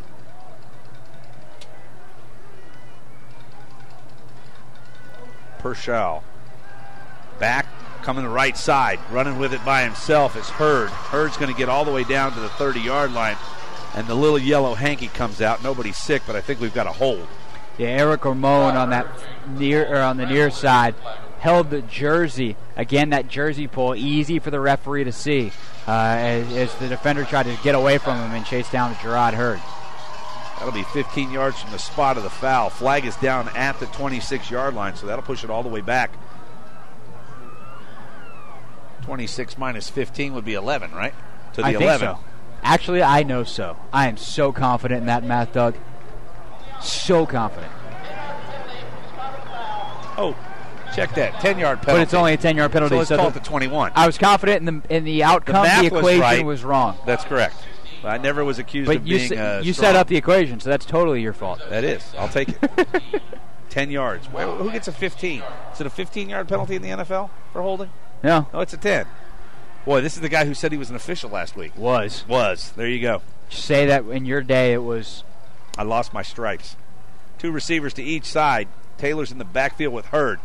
A lot of room to go here. They'll throw a little underneath screen to Taylor at the 15, out to the 20. Tries to turn the corner, and he's run out of bounds at the 24-yard line. That'll leave him about 6 yards short and third down. And well played by Gerard Hurd. Fade, loft it over the defenders and get Taylor into space. And then a good job by Colleyville Heritage to not let that be an enormous play. Still a good chunk of yards, obviously, but funnel him towards the sideline, escort him out of bounds, and stop you go before you reach that second orange stick. Heritage could use a stop right here to give their offense or the defense a little bit of a rest. Hurd's going to look left. He'll roll left. He'll throw wide open and right through the hands of the receiver. Looked to be Tyler Smith. That would have been a first down, but right through his hands on a pretty pitch and catch, but no catch. Yeah, it would have been a nice play. Again, a rollout. Tyler Smith, a good route. The senior probably should have caught that one. Maybe you could say, all right, Gerard, let's get a little more touch on it, but you hit him in the hands like that with a good, solid pass, and that's a catch that should be made. That's like 95% on the receiver, 5% on the Hurd. Maybe a little bit softer of a throw, but can't really complain about it. Brad Graham is back to punt. At the 40-yard line, it's Felipe and Sisk for Colleyville. Low snap. Fields it like a shortstop and gets off a pretty good tail dragger. Ball's going to be caught at the 47. Fair caught right there. And Colleyville will take over with their best possession or their best position to start a possession of the first half. 7:49 to play in the second quarter. It's 14-7 Denton Guyer.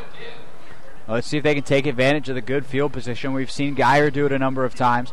And that time, you just feel the pressure of having to go 80 yards. You don't feel like you've already got some forward momentum. And the drive goes nowhere. Obviously, the penalty a huge part in that. Feel like they went backwards because they kind of did. 2 receivers to each side. Pickler from the shotgun takes a snap, looks right, quick, throws right, caught to the 50, breaks a tackle, and down to almost a first down, give him 9 yards. As the pylon makes it hard to see who caught that. That was Jackson Zeldin. Indeed, as we said at the top of the broadcast, Doug, Zeldin getting to play this week after he made the most of his reps last week. Senior getting in there, and he's got a couple of targets tonight, and there's another catch for him. Late linebacker arrival for Guyer. Motion from Corbin. They'll throw to him on the left wing. Good block to the 40. Breaks him to the 35, to the 30, down to the 25, and run out of bounds at the 22-yard line. A nice block on the edge right there. Trey Smith got him. Nice job by Trey Smith. Sealed off quickly. Just get that guy involved in a play, whether he's blocking, whether he's receiving. Every time we say his name, it's for something good, it seems like. So Trey Smith, big physical receiver on the outside, sure hands, caught a couple of screen passes and done some nice things tonight. But there, a nice cut block, got underneath his man and created a seam on the outside for Corbin. Across the front, handoff goes and stuck right there and dropped. Is number 30. It's Michael Carrillo on the tackle. He's the guy who got in there and upended the play. And the jet sweep was taken by Camden Arnold. That was Jake Newell coming across. Tell you, imagine what this offense is going to look like when Bowfinger gets back in it. It's another option for them to throw to, another guy on a play like that, hand on the ball. You can't go wrong with more playmakers. 2nd and 10, all kinds of daylight. Pickler sees it up the middle, and he's going to take it for about a 9-yard gain. Looks like they're going to mark him about a half yard short of the first down. No, make that a full yard. Credit the umpire was slowing down that play. Pickler kind of looked, and there was space, and then there's a referee in the way. And that's why in the NFL they've moved that guy back out of the way. Not only getting in the way on pass plays, but a run like that up the middle. But a good play by the linebackers as well. 6:28 to go. Pickler keeps it. He's hit, and he doesn't look like he's going to get there. This is going to be close. It's a veer option play. We have to read the defensive end, and instead of the typical read option where the quarterback goes outside, that time the back coming across the formation goes outside, and Pickler keeps it up the middle, just couldn't keep his footing long enough to get the first down. Right here, this could be a big play. We're still early in this game with 6 minutes to play in the second quarter, but it's 4th and 1. Ball's on the 19. They'll look over for the call. Corbin to the right, 2 receivers to the top and the bottom, split. Looks like they're going to go for it. 5-4, they're going to run the clock out. They better get a timeout. And they do not. They're going to take the penalty, so they're probably going to kick. Wait. We've got an official running in from the far side, and they do give them the timeout. It's a big timeout. You know, if they are kicking there, you move back a little bit. It makes it a longer field goal, but on that hash, you wonder if they wanted a better angle. But no, they got 4th and 1, and I think they're going to go for it down 7 here with as high-powered as Geyer's offense is. You wonder what the decision is here. I wonder if they talk it over. It doesn't look like the offense is out there, so they're going to go for it. And so, Doug, I don't know with the way they're playing today, this running game. Maybe you go with one of those tunnel screens to Trey Smith because the running game hasn't really produced a ton of yards tonight. DeMarco Corbin's been effective in the passing game, so maybe you try to give him the ball in space. But I think I go a tunnel screen here to Trey Smith. Nice, easy throw, and let your big, sure-handed receiver get that yard that you need. Or the other play is that one that they just ran a while ago to Corbin, which was a screen to this side where the 2 receivers sealed off on the inside. That was a huge gain. You don't need that many yards. You need the better part of 3 footballs here. The other thing, too, you're wary of, though, is throwing the ball behind the line of scrimmage. It's the old adage of why do you run an 8-yard curl on 3rd and 9? So I wonder what they do here. Pickler's got it. He'll hand it off Corbin, and he is not going to get there. Well, nope. There's an extra surge. They're trying to push him forward, and he is not going to make it.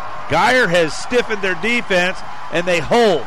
Try to run it right up the middle, and the blocking was not there. So with 5:34 to go in the second quarter, turned over on downs. Denton Geyer with a huge defensive play. They tried to run it. Thomas Ferguson and Derek Watson up front, and it didn't work. We said, as I just said, that running game has been not terribly effective tonight. They've been better getting guys in space, and same thing again there. You gotta get the ball to your playmakers, and they did in DeMarco Corbin, but you got to give them a little space to work, and the offensive line could not get a push. A good play call by Denton Geyer, too. Just let's blitz everybody up the gut, and if you're going to come here, you're not getting anywhere. Wonder if Geyer takes a shot right here downfield. Try and rub a little salt in the wound. Low snap back, handoff. Nope. Herod keeps it. He breaks up the middle to the 30, snakes his way through the defenders. He's got 16 yards, and they will push him back. That's Jared Hurd, the quarterback. And give him a first down and a gain of 16. That kid is almost unstoppable. Imagine if you put him in a spread offense. Well, I mean, this is technically a spread. They run the ball a ton, but they spread you out pretty good here, and it was an interesting spread because it's also spread in a cramped formation there because they had the 4 backs in the backfield, including the quarterback. And yeah, he's shifty, man. He's just that's the best word I can use. He's just shifty. Hurd back under center, straight drop, looking to throw. Man breaking across the middle. He stops his route, and the ball is almost picked off, and there's a penalty flag. Where is that coming from? They're going to say that Jacob Sisk got there early, but he has every... Oh, he's going for the football. He has every right to the ball, and you're right, he got there early, but he also made contact with the ball there. There's no way... Did he give the receiver a little bump as he dove? Yeah, but he was going for the football. He clearly saw the ball, and he has every single right to it, just as the receiver does. Yeah, I won't say too much about officiating, but that's a bad call right there. Receiver stopped himself. He's the one who set that up, and boy, does he get bailed out by the official. And it's a poor decision by Gerard Hurd, too. He wasn't open. And that's a D1 level. That ball is picked off every time. First down from the 46. Hurd back to throw. Got a man open. Nope. They end up having two receivers in the same area at the 32-yard line, and he throws it out of bounds. It'll be second down and 10 from the 46. Going back to that last play, Doug, one of the things you'll always hear coaches talk about, never be late over the middle. And Gerard Hurd was late over the middle on that last throw. He got bailed out by what we both seemed to think was a rather poor call coming from the side judge on the pass interference. But you can't be late over the middle. And Hurd, I'm sure we'll hear about that in film study on at the start of next week. Receiver to each side. He's got two running backs in the backfield with him, Taylor and Breedlove. Hurd calls for the ball, hands it off Breedlove right up the middle. Gets through the first wave of the defense, and he's knocked down by the linebacker.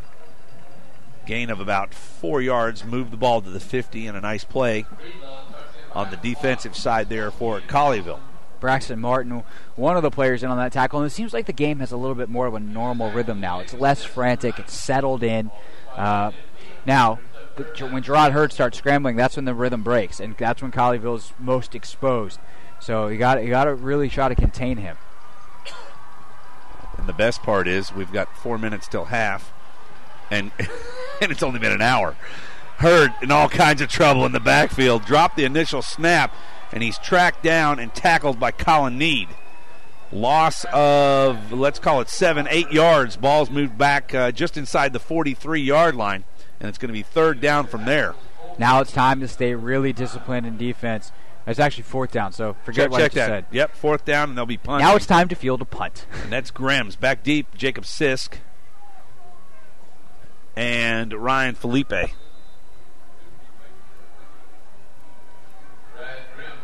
Grems will catch this one at the 30. Nice snap this time. Flags fly everywhere. Must have had motion up front. Otherwise, I don't think they stopped this play. Got to believe it's a false start. False start. Number 34 in the offense. 9-yard penalty. Remains fourth down. So I didn't forget Good everything call, I Doug. learned when I was young. Good call. That'll back it up 5. Move the ball to the 38-yard line. Now 34, the right guard in this alignment. He has a name, too. That name would be Jose Carrillo. So Jose's got to hold himself here. Sisk and Felipe will mark themselves at the 32. End-over-end kick. It's going to drive Felipe back to the 27. He'll come back to the left side. Nowhere to go, and he keeps his feet, avoids a few tacklers. Not going to really gain but about 4 yards through all that, and Colleyville will take over, try and put 7 points on the board, tie this game before halftime. We will keep it right here. 3:28 to play in the second half. Alongside Craig Hoffman, I'm Doug Branch. You're listening to Colleyville Heritage Panther Football on Champion Sports Radio.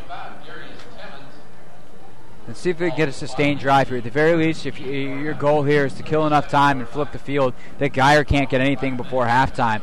But, of course, that's the minimum. The maximum is to see if you can tie this game up. Because I do believe Heritage gets the ball to start the second half. So if you can get the ball with the chance to take the lead, that's obviously an ideal situation. Actually, they don't. Geyer deferred to the second half. Colleyville got That's the right. initial kickoff. Not to correct you, but to correct me, because I was wrong. Yes. Hey, at least you didn't do the Fonzie. You were. No, I was just wrong. That's all right. That's all right. I do remember the Colleyville's first possession. I don't remember. I do remember Geyer's, though, because they fumbled on the 1-yard line. That is correct. Pickler's got it. 2 receivers to each side. Hands it off up the middle to Corbin. No, he keeps it around the right side. Fooled me, and that's going nowhere. Good play Did fake not there. Fool Denton. Good play fake. Push that ball in. We talked about the mesh point on that read option when the ball is kind of in both players' hands. And he really rode that mesh point for a while there, did Griffin Pickler. But unfortunately, he fooled us more than he fooled just the one linebacker he needed to fool to make that tackle. Spread receivers to both sides again for Pickler. 3rd down and 8. Ball's at the 34-yard line. Line to gain is the 42. 2:24 to play in the first half. 3-step drop. Got people all in his face, and this is going to be another sack as he takes too long. Nobody clears. Nice defensive coverage downfield by Denton Geyer. And a great play. There goes that man again, as Mark Jackson used to say. Derek Watson able to get in and almost looked like he got away with a face mask there. John Walsh and the Denton Guyer Wildcats get a quick timeout to try and preserve clock as there's 2 minutes and 10 seconds to play. And Colleyville's going to send on the punt team as it's 4th down and the better part of a mile. We'll call it 18. I guess that's not the better part of a mile. No, that would be Seems smaller. like Smaller than the better part of a mile. And the neon-footed kicker, Holden Lyons. So it's starting to get nice and dark. I mean, we're under the lights at this point, obviously. But we got to find some lights for this room. They've got them. We'll get them. Somebody find the switch. I can let you take over right now, and I'll go back and fix them. Sure. Actually, that's Bodish. I'm sorry. Bodish back to kick. I said Lyons. Lyons is the place kicker, not the punter. Bodish with the very colorful neon. Let's see if the binocles will pick up whether those are Nikes or what he's wearing. I'm sure whatever company they are, they're the Nikes. free pub. I should have known. Bring one of my kids up here. They can spot Nikes from miles away. Tell you the brand, the year it was made, who wears it, why they wear it. Interestingly enough, you talk about those last two questions, they're probably soccer cleats. And so why they wear it is because obviously when you kick stuff, soccer cleats are better than football cleats. And it's a thinner yep. cleat, so you really get to feel it on your foot better, having been a former kicker myself. Were you now? Yes, but I was a place kicker. I didn't punt. Punters. Yeah. Snap is back, and he's roughed. This is going to go 15 yards, and this is going to make John Walsh furious. Absolutely, the kicker run into right there by the defender. And we say the good for Derek Watson. That would be the bad. He's the one who got it back there, and he was very close. But all he's got to do is tip that ball. If he just even gets a fingernail on it, the roughing penalty goes away. You can blast the kicker as long as you block the kick, and he was just a little bit short there. And so he's going to have to stay out and play defense. And I said this would go as a first down. Is it an automatic first down on a personal foul on roughing the kicker? It is in the NFL. It is in college. I don't know about high school. 18 yards to gain right here. So it'll definitely be 15 yards. Now, whether it's an automatic first down, it does. It is. Look they're like moving. So they're moving the chains. Wait, they're moving the chains to the other end. So it looks like they are going to decline the penalty. It must have just been a running into the kicker, not the personal foul that's variety. That's possible, too, and that's a lucky call because I quite frankly thought it was roughing. He got him, yep, I agree. It wasn't like, oops, I bumped you. It's, I dove into you and you fell down. And that was Derek Watson, who's 6'3", 220.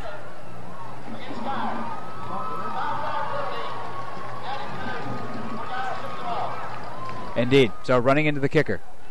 That changes the equation a good bit, and that explains why the chains went down to the other end of the field, 5 yards to where the ball was spotted, just as the referee said.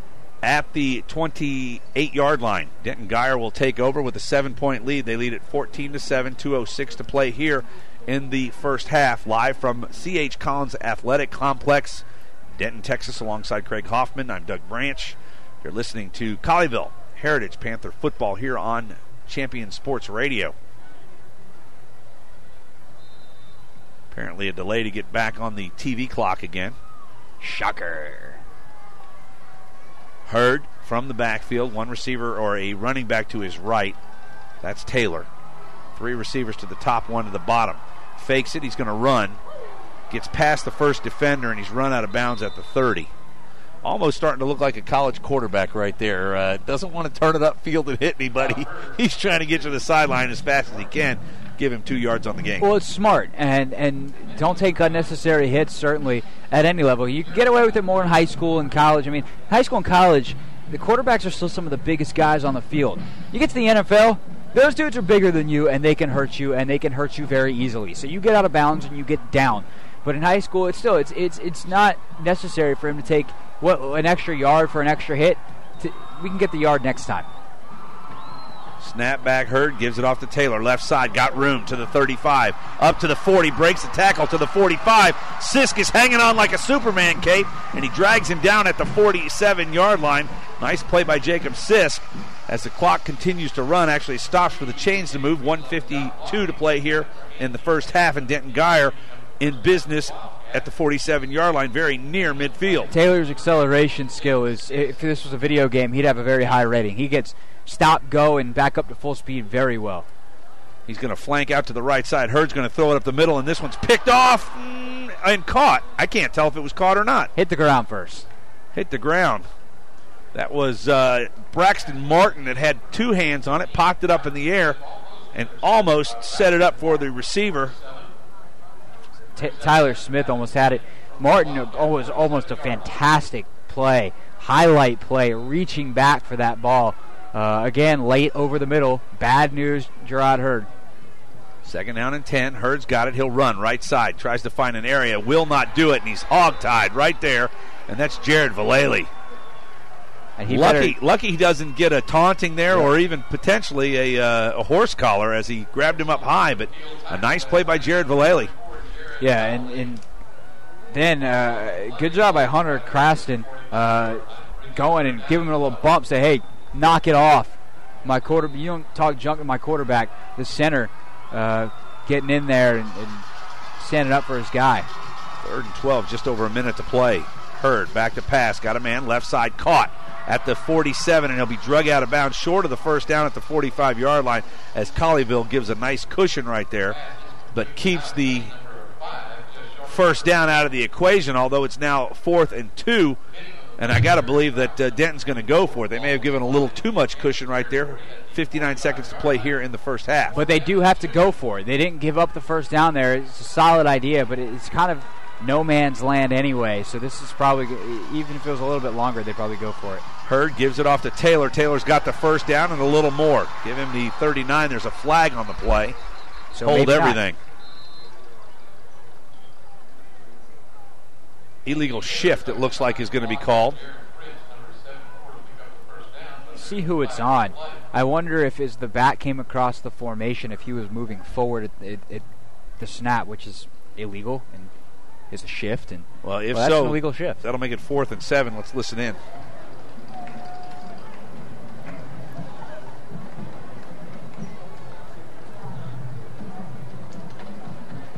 We'll listen in when the call is made by... Right now we wish we could listen in because the referee's talking to the guy, our head coach.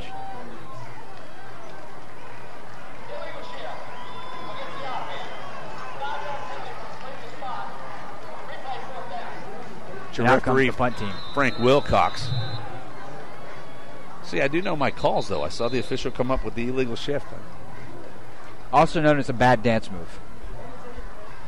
Yeah, that's almost twerking now, isn't it? No, twerking is more about the back than the front. Oh, okay. And that's why I'm 48 and you're 23. Yep. And, yeah. Twerking is more about the back than the front. Timeout on the field. Colleyville's going to take it. 54 seconds to play. We will take the break with them. Back on Champion Sports Radio at the end of the first half after this timeout.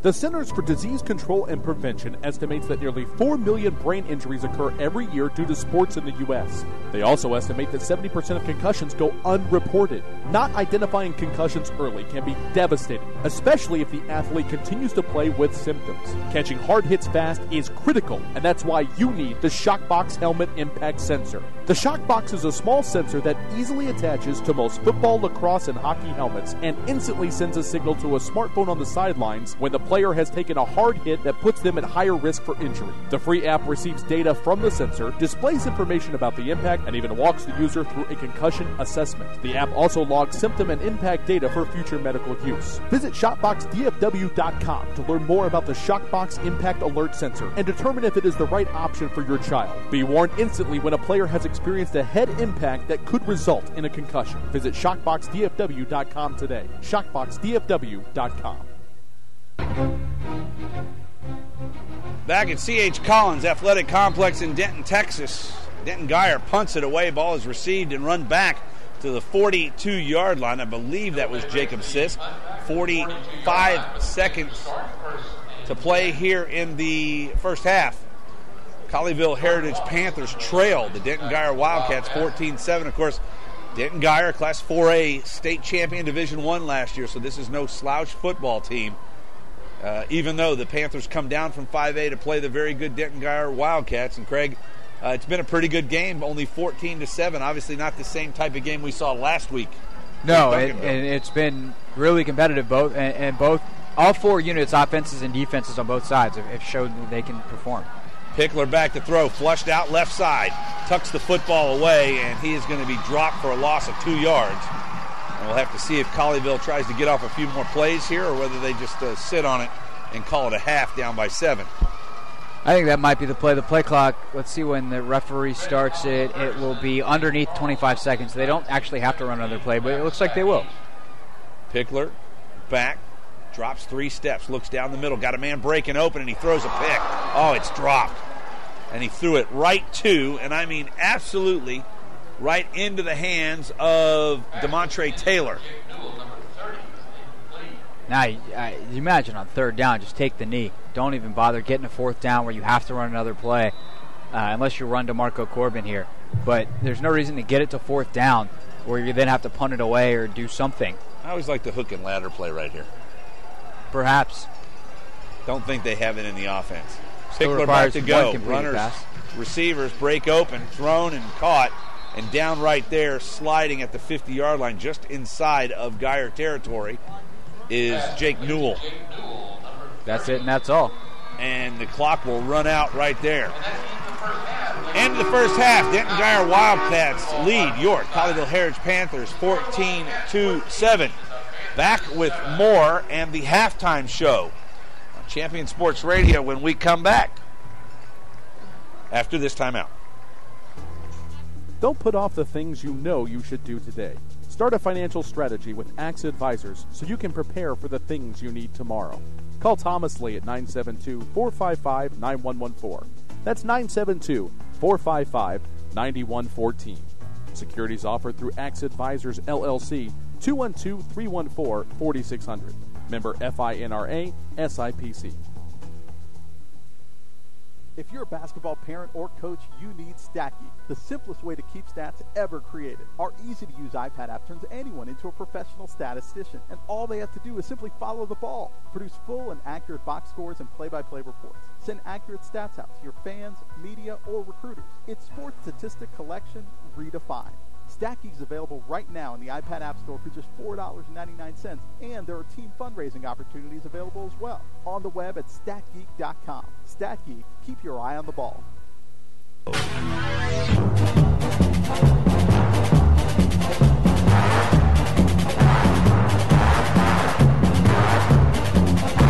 Stay up on all the latest news about the teams you care about and know when your favorite games are on the air thanks to Champion Sports Radio social media.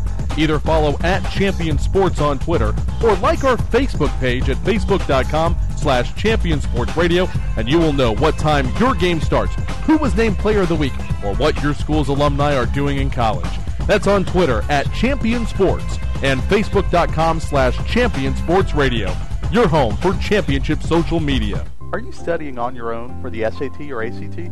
Follow My Test Answers on Twitter and Facebook for free solutions to official test questions. Got a question of your own? Send a message to My Test Answers and get a response for free. Got more than one question? Don't worry, we'll answer those too. With over a decade of experience in helping students prepare for standardized tests, the experts at My Test Answers will get you the answers you want whenever you need it. My Test Answers, problems solved.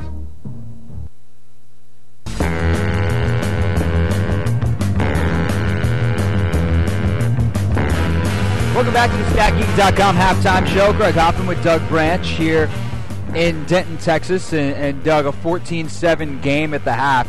And I think we've probably both been incredibly impressed by the Texas recruit, Gerard Hurd. He's had a fine first half. Well, he's been really almost all of the offense for the Denton Geyer Wildcats. He's only 3 of 6 throwing for 29 yards, but on the ground he's been very good. 12 attempts, 76 yards. DJ Breedlove has gone for 51 yards on 7 carries. He's gotten one of the 2 touchdowns, and Tyler Smith has picked up the other touchdown on 1 carry for 3 yards. So through the air, Denton has not been very proficient, but right now they lead it 14-7. On the other side of the bracket for Colleyville, Griffin Pickler, 8 of 11 for 109 yards. His favorite target so far has been DeMarco Corbin, 2 catches for 49 yards. Jacob Sisk has 2 catches for 24 yards. Trey Smith, 2 for 19. Jackson Zeladon, 1 for 9. Jake Newell, 1 for 8. Running the football, it's been DeMarco Corbin, 6 attempts for 9 yards. Griffin Pickler has gone 11 for 7, and Jake Newell 1 for nothing. So the running game for Colleyville has been, for the most part, stifled here. Total yards, Denton Guyer 187 and 11 first downs. Colleyville Heritage 125 and 6 first downs. And Heritage very fortunate right here, Craig, to still be in this game as close as they are, as Denton gives up a fumble at the 2-yard line on their first possession of the game. Yeah, definitely. And that running total is the one that really has got to be concerning the coaches at halftime for Colleyville. They've just got to continue to try to run the ball, keep some semblance of balance, because it is keeping at least the Guyer defense honest. So it's serving a purpose, but when it comes to the short yardage plays, and we saw a couple of them, big 3rd and 4th down plays, you got to be able to get a yard or two when you get yourself in 3rd and 4th and manageable, and they couldn't in a couple of key spots there in that first half, which is why they've only put 7 points on the board. Well, let's go ahead and take this opportunity to listen to the pride of Colleyville High School, the Colleyville High School Marching Band.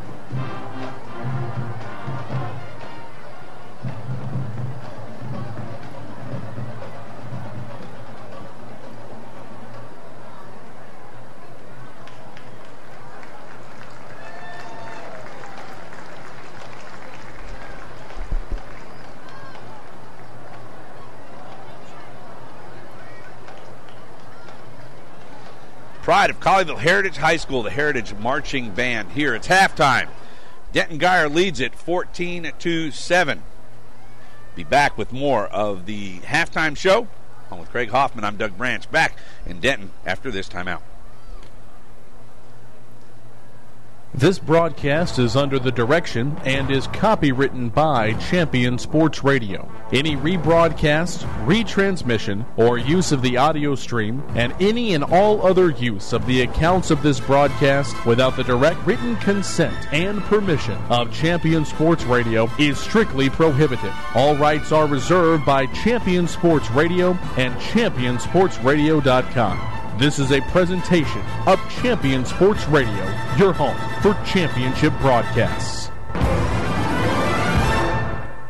Never do today what you can put off until tomorrow, right?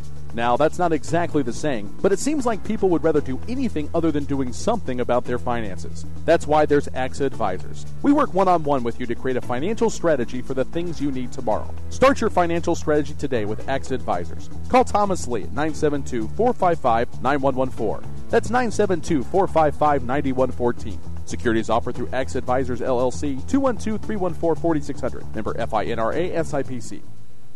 If you're a basketball parent or coach, you need StatGeek, the simplest way to keep stats ever created. Our easy-to-use iPad app turns anyone into a professional statistician, and all they have to do is simply follow the ball. Produce full and accurate box scores and play-by-play reports. Send accurate stats out to your fans, media, or recruiters. It's sports statistic collection redefined. StatGeek is available right now in the iPad App Store for just $4.99, and there are team fundraising opportunities available as well. On the web at StatGeek.com. StatGeek, keep your eye on the ball. Are you looking for a way to promote your business or increase exposure? Do you just need more people to know that you're there? Join the Champion Sports Radio team and advertise during these games In the last 4 years, Champion Sports Radio has broadcast over 600 games to more than 3.5 million listeners. And Champion Sports Radio wants to help you use major high school sports to reach thousands of local fans right in your community. Think about it. Die-hard fans just like you tune in each and every week, giving your business unparalleled access to the community. It's the perfect way for smaller individually owned businesses to cultivate a core clientele or expand their already loyal customer base. To secure your prime commercial spot during the broadcast, contact Thomas Lee at Champion Sports Radio by phone at 972-741-0334. That's 972-741-0334 or online at championsportsradio.com. Champion Sports Radio, your home for championship broadcast. The Centers for Disease Control and Prevention estimates that nearly 4 million brain injuries occur every year due to sports in the U.S. They also estimate that 70% of concussions go unreported. Not identifying concussions early can be devastating, especially if the athlete continues to play with symptoms. Catching hard hits fast is critical, and that's why you need the Shockbox Helmet Impact Sensor. The Shockbox is a small sensor that easily attaches to most football, lacrosse, and hockey helmets and instantly sends a signal to a smartphone on the sidelines when the player has taken a hard hit that puts them at higher risk for injury. The free app receives data from the sensor, displays information about the impact, and even walks the user through a concussion assessment. The app also logs symptom and impact data for future medical use. Visit ShopboxDFW.com to learn more about the Shockbox Impact Alert Sensor and determine if it is the right option for your child. Be warned instantly when a player has experienced a head impact that could result in a concussion. Visit ShockboxDFW.com today. ShockboxDFW.com.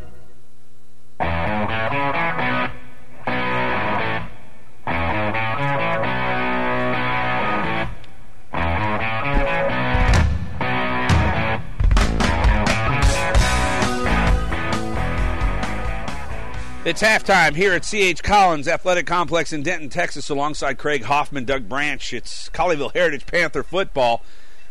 Panthers trail Denton Guyer Wildcats 14-7, and Craig, not quite the amount of scoring, obviously, that we saw in the first half of last week's game, 28 points for each side, but a nice job for the defense of Colleyville Heritage to hold this very powerful Denton Guyer team to only 14 points. Yeah, absolutely, and they've done a good job not letting the big play happen. They've given up some chunks at times, but really once they got the field position situation, figured out, that first fumble, while they got them, it fumbled them down to the 2-yard line.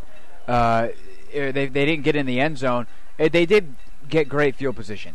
So Colleyville takes over at their own 2, maybe if that 2-yard line, 1-yard line, and then they go 3 and out, get about 7-8 yards, go 3 and out, punt it back. Down goes Guyer to score. Well, since then they've only scored one more time. They also have good starting field position. So if they cannot if the offense for Heritage, while it hasn't scored, cannot put the defense behind the 8 ball, they've proven that they can hold up their end of the bargain. So it's a matter of, can the offense at the very least flip the field and then get a couple of scores, and they have a very good chance to win this game. Well, Colleyville needs the victory, but as Coach Mike Fuller said to you in the pregame show, these games are nice to win, but the season doesn't start till district play. Absolutely. But when you play a team that's this good, it's only going to make you better. And there's really no penalty for losing other than pride. Everyone wants to win, duh. You say, hey, go listen to our game or come watch our game, and we're going to win. If they lose, they're not going to go home and sleep well tonight, the coaches or the players. But by the same token, in 2 weeks, it's not going to matter. It's, okay, we got better from that game, and it actually helped us. And sometimes, Doug, over the long term, talk about this loss doesn't hurt record-wise. Sometimes a loss is necessary for a team to really learn that lesson. Say, hey, if you had done this, you would have won.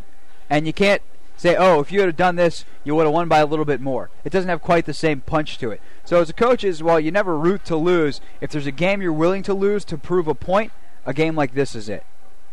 It's halftime here at C.H. Collins Athletic Complex in Denton. The Denton Guyer Wildcats lead the Colleyville Heritage Panthers 14-7.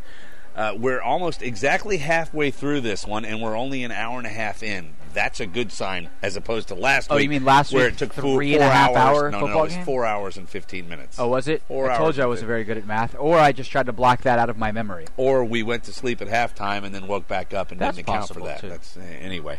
Back with more of the DFW Stat, or the, is it Stat Geek? What are we on The here? Stat Geek halftime show. Stat Geek, yeah. Here from C.H. Collins Athletic Complex, along with Craig Hoffman. I'm Doug Branch. Back with more after this timeout.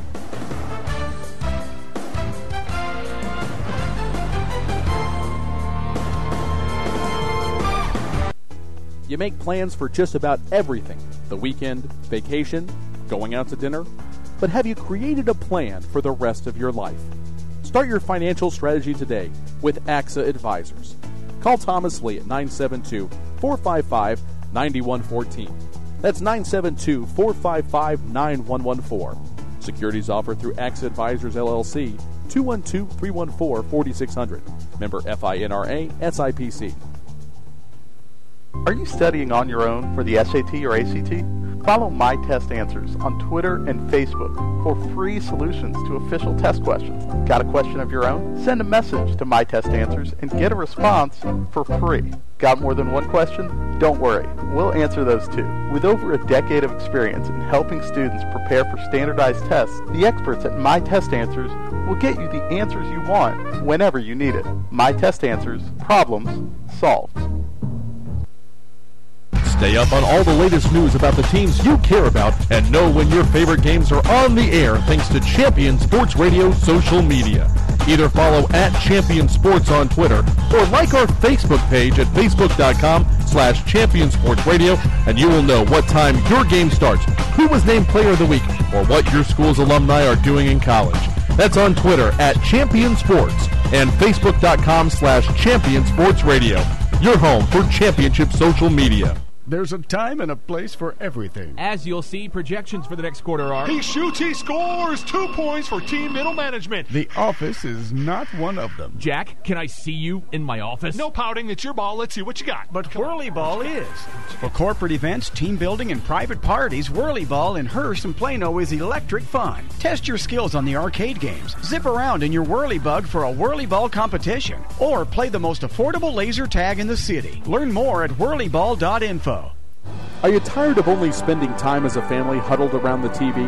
Would you like to enjoy some culture with your loved ones without breaking the bank? Then let me introduce you to the Greater Dallas Youth Orchestra. The GDYO provides music education and performance opportunities for musically talented youth, but this is no kids' concert. The GDYO comprises 7 different ensembles made up of over 425 talented musicians ages 8 to 18, representing more than 50 communities in North Texas. You won't believe how amazing these ensembles sound until you hear it for yourself. So join them for one of their concerts at the Meyerson Symphony Center or Dallas City Performance Hall. For more information on how to make a donation, as well as a listing of upcoming GDYO concerts, visit gdyo.org. And if you know a talented young musician interested in an unbelievable experience, auditions take place in the spring. Connect with the Greater Dallas Youth Orchestra on Facebook, Twitter, LinkedIn, and at gdyo.org.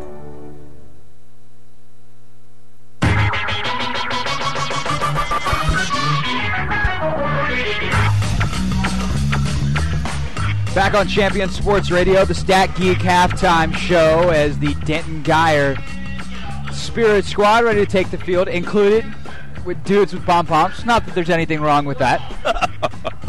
Got ladies in Wait a second. Where are the dudes with pom-poms? We got some dudes right up here in some now, shirts. there's something special about them. Hold on. I got to read the back of what that says. What's the number 14 on the back of their shirts? No. It's got... One of them's got Mackey, which is the young man who passed away from the gunshot wound. They've got different names on them. Okay. I'm not sure what this is going to be. I can't decide if this is going to be a skit or some dudes cheering. And once again, there's nothing wrong with that. Actually, I had a friend of mine growing up. He was older, who was a cheerleader in college. He said, "Look, man, all we did was hang out with the cheerleaders. We had the job that every other guy on campus wanted." Oh, that's what they go out and they hand the They're pom-pom handlers. They're pom-pom handlers. Pom-pom handlers. We have solved the mystery. Interesting. So we got the band out there, we got the cheerleaders out there, and as the band starts to play, we'll let you hear the pride of the Denton Geyer High School marching band.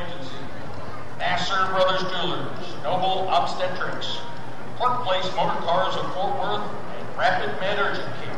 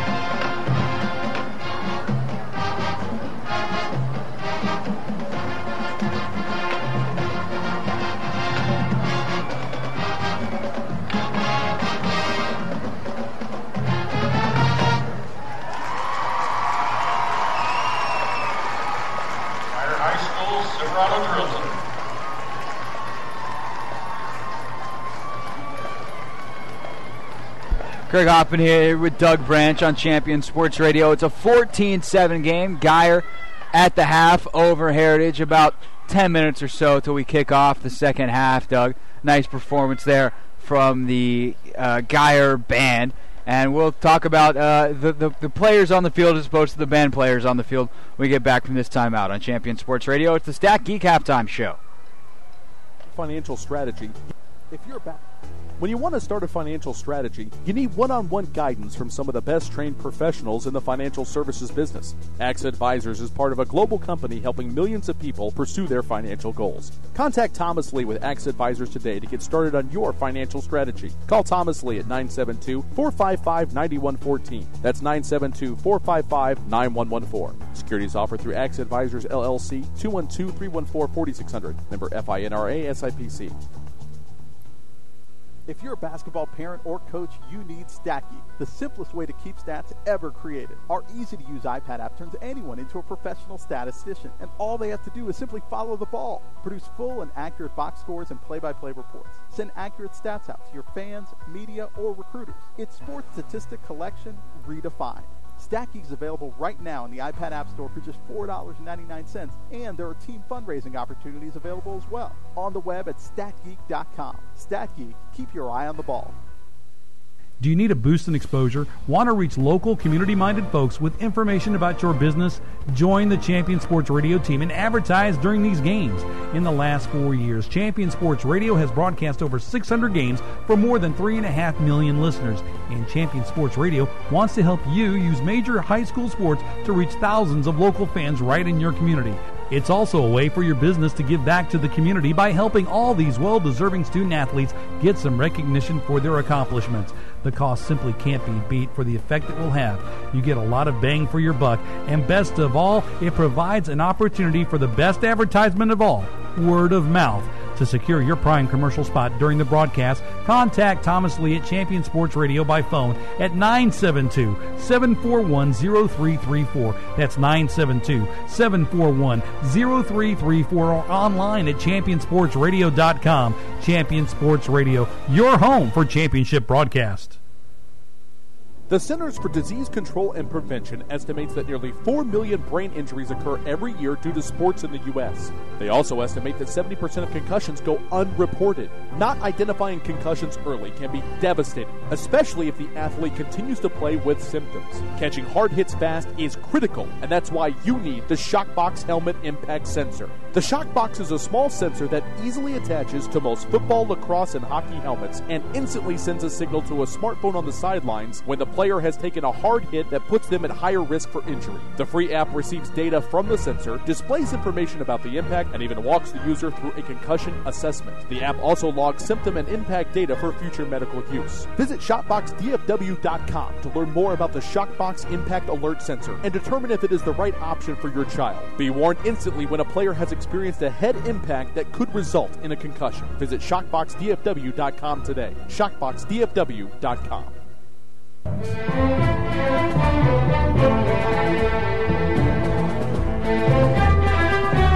Stat Geek Halftime Show here on Champion Sports Radio. I'm Craig Hoffman with Doug Branch. Doug, it's a 14-7 game at the half. We talked about it a little bit earlier. What if there's one thing to you that stood out in that first half? It is... Well, it's the on the Denton side, it's the inefficiency throwing the football for Jared Hurd. I would have thought he would be a lot more proficient. They started off on their first drive. They looked really good on the first drive. They started running the ball, then they fumbled the ball at the 2-yard line and really give up an opportunity to try and put their foot on the throat of Colleyville Heritage. On the Colleyville side, it's the absence of the running game. DeMarco Corbin was really good last week, and that's not to say that this isn't a good Denton Geyer defense. It is, but the offensive line for Colleyville was very good at getting some big holes for him. They really haven't done that tonight, and they've had to rely on Griffin Pickler to run the football, and he has not been successful as he was last week. Gerard Hurd, you mentioned him, and in that first drive and the first couple of drives, he was so comfortable with passing the ball. It's almost like he some of that comfort really went away for him as he had to run. And while he's been very effective in doing so, had some beautiful runs, made some guys miss, and really is a terror in open space, quite frankly, it's kind of unsettled him in the pocket. He's been late on some reads, and so, you know, it's such a weird fine line between senior in high school and freshman in college. We think, oh, he's a senior, he shouldn't be making those things. Well, and all of a sudden they become freshmen in college. I'm like, oh yeah, they're still 18 years old. Right. And so for as experienced as Gerard Hurd is, he's still 18 years old, and so some of the decisions have represented that, I guess. Well, and I've made the comparison to a young Vince Young, that when he came out of high school in Houston, first year with the University of Texas, had that kind of similar thing. Vince Young in high school was a guy who wanted to run first always because he knew he could outrun people. He could out-deke them. He knew he was going to be able to control what happened. Then he got up to a faster game in college, and he wasn't able to do that as much, although he was still very good when he got to be a senior. But you look at Gerard Hurd, and you see that kind of Vince Young in him, that when he gets that football, he's looking to run first, not to pass first. And I think for him to be a successful quarterback, if they call that pass play, he needs to really look at those, go through the progressions of those options that he's got before he drops the ball and takes off running. And the difference between a guy like, let's say, Andrew Luck and Vince Young is the mental side of the game. And this is something far down the line for Gerard Hurd, but as this is our only time to see him this year, it's something we're talking about. Is he is so supremely physically gifted. And as you move into college and you move eventually into pro ball, which is obviously, I'm guessing, where his aspirations lie, you can't rely on that physical ability. You've got to be mentally sharp. You've got to make good decisions. And so it's something good to start to learn now. Only use that athleticism when you absolutely have to. Challenge yourself to be the best quarterback that you can, not just the best athlete. Well, and another thing, and the thing we sometimes forget, and I know that head coach John Walsh said in your pregame interview, is remember how good a person he is. Mm-hmm. And as good a person as he is, as good a football player as he is, that's how smart a player he's going to have to be. And to be successful, you have to be, if you're going to play at the quarterback position, you have to be very, and I love to use this word, cerebral. Yes. And if you're not cerebral, it's going to show up because you're not always going to be able to out-athletic people. In high school, you can out-athletic people. In college, sometimes you can out-athletic people. In the NFL, if he makes it there, you don't out-athletic people because everybody's gifted. Well, what's the biggest storyline in the NFL right now? The NFL, it's the adaptation of this new college spread offenses, which a large part of many of them are the read option. Now, I think it's important to point out, and it's something that's not pointed out a ton, the Patriots and Broncos are running variations of what you might consider 10 years ago a college offense, but they're not doing it with the spread option. It's the spread option aspect that's new of it, this up-tempo style, and then that particular play, the read option concept. That's a play that you need athleticism for, but it's a cerebral play. It's one where a quarterback has to read a defense and make a decision instantly on whether he's going to hand the ball, keep the ball, and then God forbid it's a triple option where he's got a pitch option or something like that. So it's a very complicated scheme that it comes down to one position, but it's still a cerebral thing that requires athleticism. Well, that's what makes both Peyton Manning and Tom Brady so smart is they're cerebral enough to know that the read is always give the ball to the running back.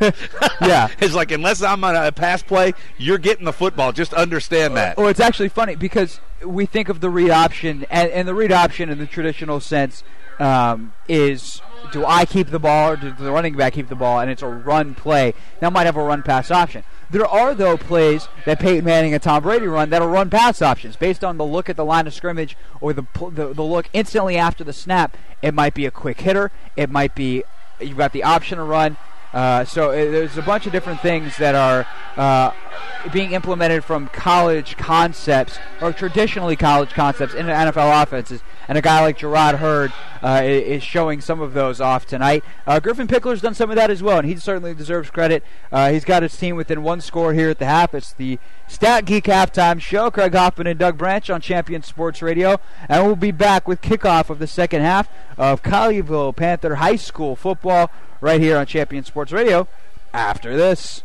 Someday you may wake up and think, I'm running out of time to do something about retirement. Don't let that happen to you. AXA Advisors can help you do something now that may provide a solid future for you and your family tomorrow. Start your financial strategy today with AXA Advisors. Call Thomas Lee at 972-455-9114. That's 972-455-9114. Securities offered through AXA Advisors LLC, 212-314-4600. Member FINRA, SIPC.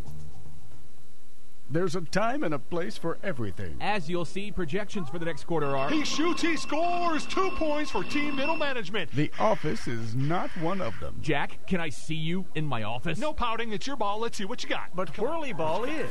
For corporate events, team building, and private parties, Whirly Ball in Hearst and Plano is electric fun. Test your skills on the arcade games. Zip around in your Whirly Bug for a Whirly Ball competition. Or play the most affordable laser tag in the city. Learn more at whirlyball.info. Back at C.H. Collins Athletic Complex in Denton, Texas, alongside Craig Hoffman, I'm Doug Branch, and it's a 14-7 Denton Guyer lead over York Colleyville Heritage Panthers. Panthers will kick off as they took the ball in the first half. Denton Guyer deferred. Denton Guyer is going to now position themselves to defend the north goal. Colleyville will be at the south goal. And to take you through the third quarter, Craig Hoffman. Thank you very much, Doug. They'll kick off from right to left once the TV folks say that we're allowed to do so. They have, and so back goes Holden Lions to kick off to DJ Breedlove down on the left side of the field. Lions ready to go. Ball just to the right of, towards the hash mark of center, and it's sent end over end down inside the 5-yard line on the far hash. Up the middle. Carrillo. Is Carrillo bouncing out to the left side across the 25 to the 28-yard line, and he's tackled there by a group of Heritage defenders, Colleyville Heritage defenders. Well, and that's led by number 20 for Colleyville in the person of Stephen Battle, senior running back, who's on the special teams, gets down and makes the tackle, holding the Denton Guyer Wildcats to the, let's call it the 27. 2 receivers come out on the far side, one to the near, 2 backs split to either side of Gerard Hurd, who stands at his own 23-yard line in the shotgun. Tip of the ball on the 28 on the near hash. Standard 4-3 alignment for Colleyville Heritage. Quick passes tipped to the line of scrimmage, intended for Adam Scott on the far side. It falls harmlessly to the turf, incomplete. I believe Braxton Martin's the one who got his hands up right there as the offensive line for Denton Guyer released a little bit. good pressure from the defensive line at Colleyville. They get in and tip the first intended pass from Gerard Hurd of the second half. Again, 2 receivers to the far side, 1 to the near. This time the single setback is DJ Breedlove. 2nd down and 10 and 14-7 game. Snap, read option, up the gut. Here comes Gerard Hurd, bounces it to the outside, wrapped up in the backfield and slung down inside the 25-yard line. A great play led by Braxton Martin amongst others in there. I think the key guy on that tackle was Isaac Lee. Yeah, Isaac Lee comes in from his left defensive end position, puts pressure, initially gets a hand on Jarrett Hurd, and then Hurd, of course, you mentioned it in the first half, a little bit wild with the ball, got it swinging around. He's going to lose that one of these times, and then Coach John Walsh is going to tell him, tuck it away, son, and take it down to the ground. 45 seconds gone here in the third quarter. It's a pistol formation with a fullback to the left. Hurd, play action, looking deep down the right side, over the middle, fires long, has a man, but overthrows him. Just beyond the reach. That's Honey, Alex Honey, wide open at the 30-yard line, Craig. And if he's able to put that one down the center of the field, that might go for, roughly 70 yards for a touchdown. But overthrows him just a little bit to the west side of the field, and Denton Geyer's going to have to kick it away. Able to take a shot there, had time from the line. Brad Grims, the punter, back, standing at his own 11-yard line. It's the duo that you've heard so often, Felipe and Sisk back deep. A low snap picked up off the turf and totally shanked off the right side of his foot. It doesn't even get into plus territory. 40 or inside the 40, they mark it out at the 37-yard line. So let's see, that ball was at the 23. That is a 10-yard punt. Excuse me, a 15-yard punt. It was back at the 23-yard line by the time that ball was snapped. So about the 23 to the 37, about a 14-yard punt. Either way, not very far, and now moving right to left. In their white jerseys, those gray camo pants, black helmets. Here comes Griffin Pickler and the Colleyville Heritage offense. And if you're Mike Fuller right here, do you take a quick shot on the bad luck? Maybe if you got time. Pickler comes set and looks back to the line. Now set again. 3 receivers to the far side, 1 to the near. Ball on the near hash. Quick flip out to the far side to Sisk. He is clobbered just inside the 40-yard line. The ball squirted out, but after he was down, it's marked down at about the 36.5, so about the 37.5, so no gain. It'll be 2nd and 10. Jake Newell is tasked with trying to pick up that first block to set, was that Felipe free or Sisk? Sisk free out there on the right. He was not able to handle the defender, and the play is broken up for no gain. 2nd down and 10. Griffin Pickler back in the gun. 3-step drop. Fires over the middle. It's caught. Tackled immediately inside the 25. Tackled so quickly, didn't see who wound up with it. I believe that was Jacob Sisk again. It was. And now 1st down with 10:17 to go in the third quarter. Heritage driving, trying to tie the game. Down 14-7. Pickler quickly in the gun again. Holds out. Gives off to DeMarco Corbin. Gets a couple of yards up the gut. A forward gain of about 2. And it'll be 2nd and 8. Well, it was a 19-yard pass from Pickler to Sisk, and I think that's where Colleyville needs to attack this Denton Geyer defense, is down the seams.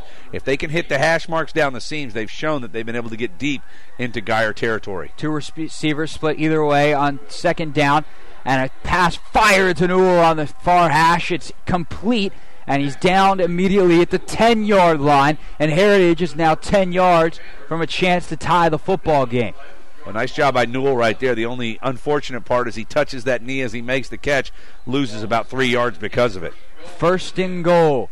Pickler holds out, gives off to Corbin, bounces off a tackler, squirts to the outside, into the end zone. Touchdown, Colleyville Heritage. DeMarco Corbin into the end zone. Well, just like that, Craig, a very, very efficient and quick 42-yard march for this Colleyville team. They do it in just over 2 minutes and 20 seconds, and it's a tie game. It certainly will be pending the extra point. It certainly helps when you only have to go 37 yards. The shank punt comes back to bite Denton Geyer. So back is Holden. Snap, good. Hold, good. Kick, good. And we are tied at 14 with 9:38 to go here in the third quarter, Doug Branch. Well, a nice job right there. That's exactly what we talked about at halftime, is they'd have to come out. And I think if Colleyville's able to exploit the center of the defensive backfield for Denton Guyer, it's going to be good news for them here in the second half. We'll take a quick timeout as the television folks have done so, and we'll be right back here on Champion Sports Radio. It's Colleyville Heritage High School football. The Centers for Disease Control and Prevention estimates that nearly 4 million brain injuries occur every year due to sports in the U.S. They also estimate that 70% of concussions go unreported. Not identifying concussions early can be devastating, especially if the athlete continues to play with symptoms. Catching hard hits fast is critical, and that's why you need the Shockbox Helmet Impact Sensor. The Shockbox is a small sensor that easily attaches to most football, lacrosse, and hockey helmets and instantly sends a signal to a smartphone on the sidelines when the player has taken a hard hit that puts them at higher risk for injury. The free app receives data from the sensor, displays information about the impact, and even walks the user through a concussion assessment. The app also logs symptom and impact data for future medical use. Visit ShockboxDFW.com to learn more about the Shockbox Impact Alert Sensor and determine if it is the right option for your child. Be warned instantly when a player has experienced a head impact that could result in a concussion. Visit ShockboxDFW.com today. ShockboxDFW.com. Anthony Taylor, DJ Breedlove back deep in what is now a tied game. Those for Denton Guyer. Colleyville Heritage just tied it up. I'm Craig Hoffman with Doug Branch on Champion Sports Radio. This presentation of Colleyville Heritage Panther football.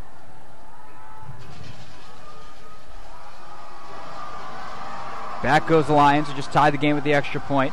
The ball sits about, 5-6 feet to the right of the X at the 40-yard line, dead center.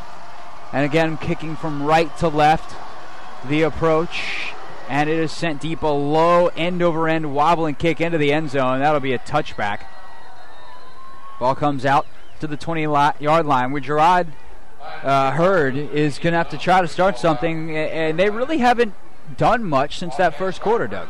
Well, they look good on their first drive. Of course, we talked about it. They turn over the ball at the 2-yard line. They are able to put up 14 points in the first half, but they have not been proficient at all through the air, and that's something the quarterback, the stature and the quality of Gerard Hurd, you would expect more from. But credit the Colleyville defense, the defensive backs. We talked about it at the beginning of the broadcast that they were going to have to step up tonight, and that should be a strong part for this defense. So far, they have done a great job. Defensive line getting some pressure as well, which certainly doesn't hurt. Standard 3-4 alignment for the Heritage defense.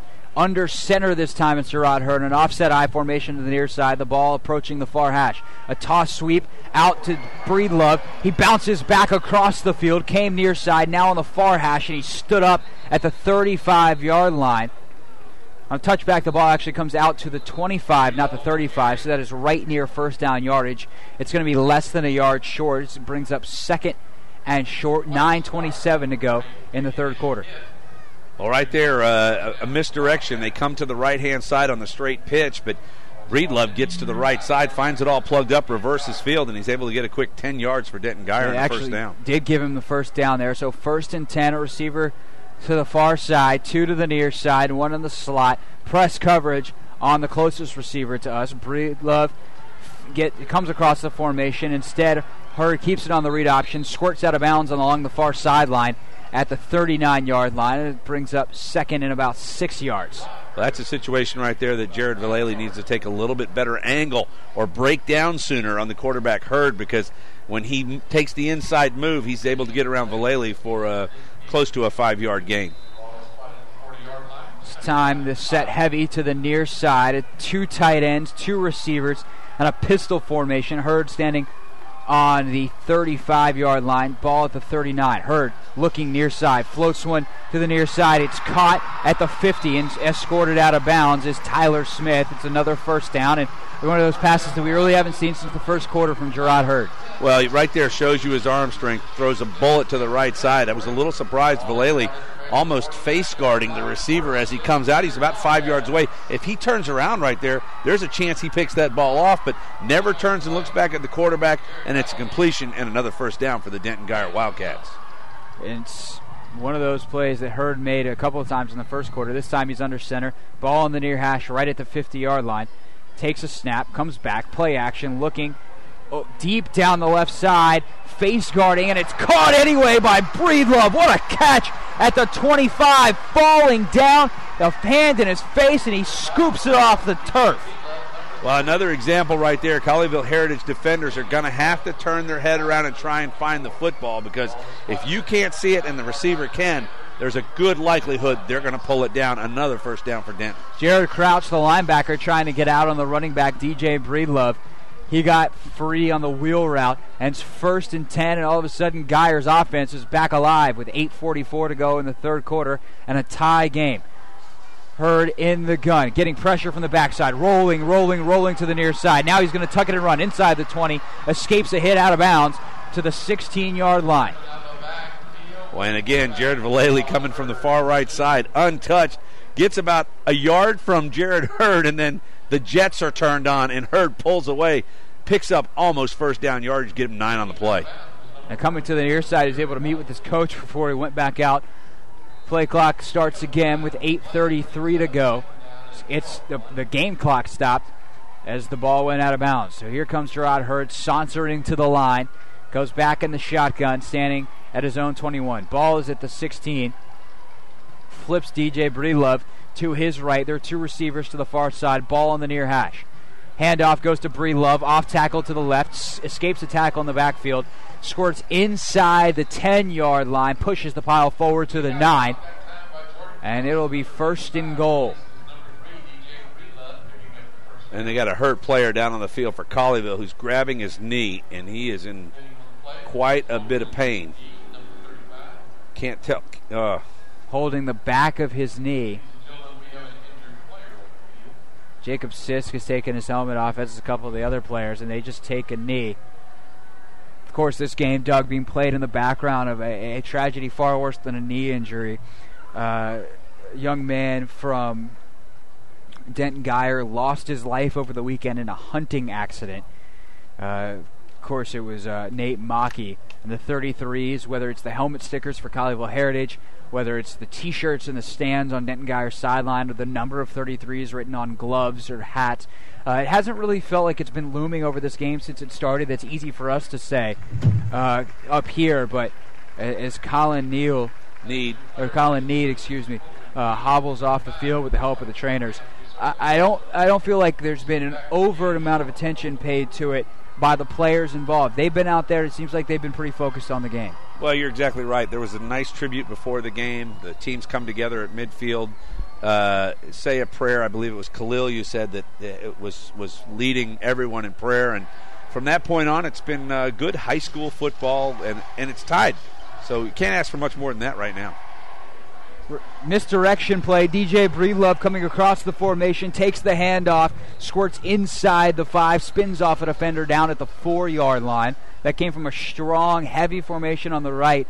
Breedlove, an up back, came across the formation, took a handoff in front of the quarterback, Gerard Hurd.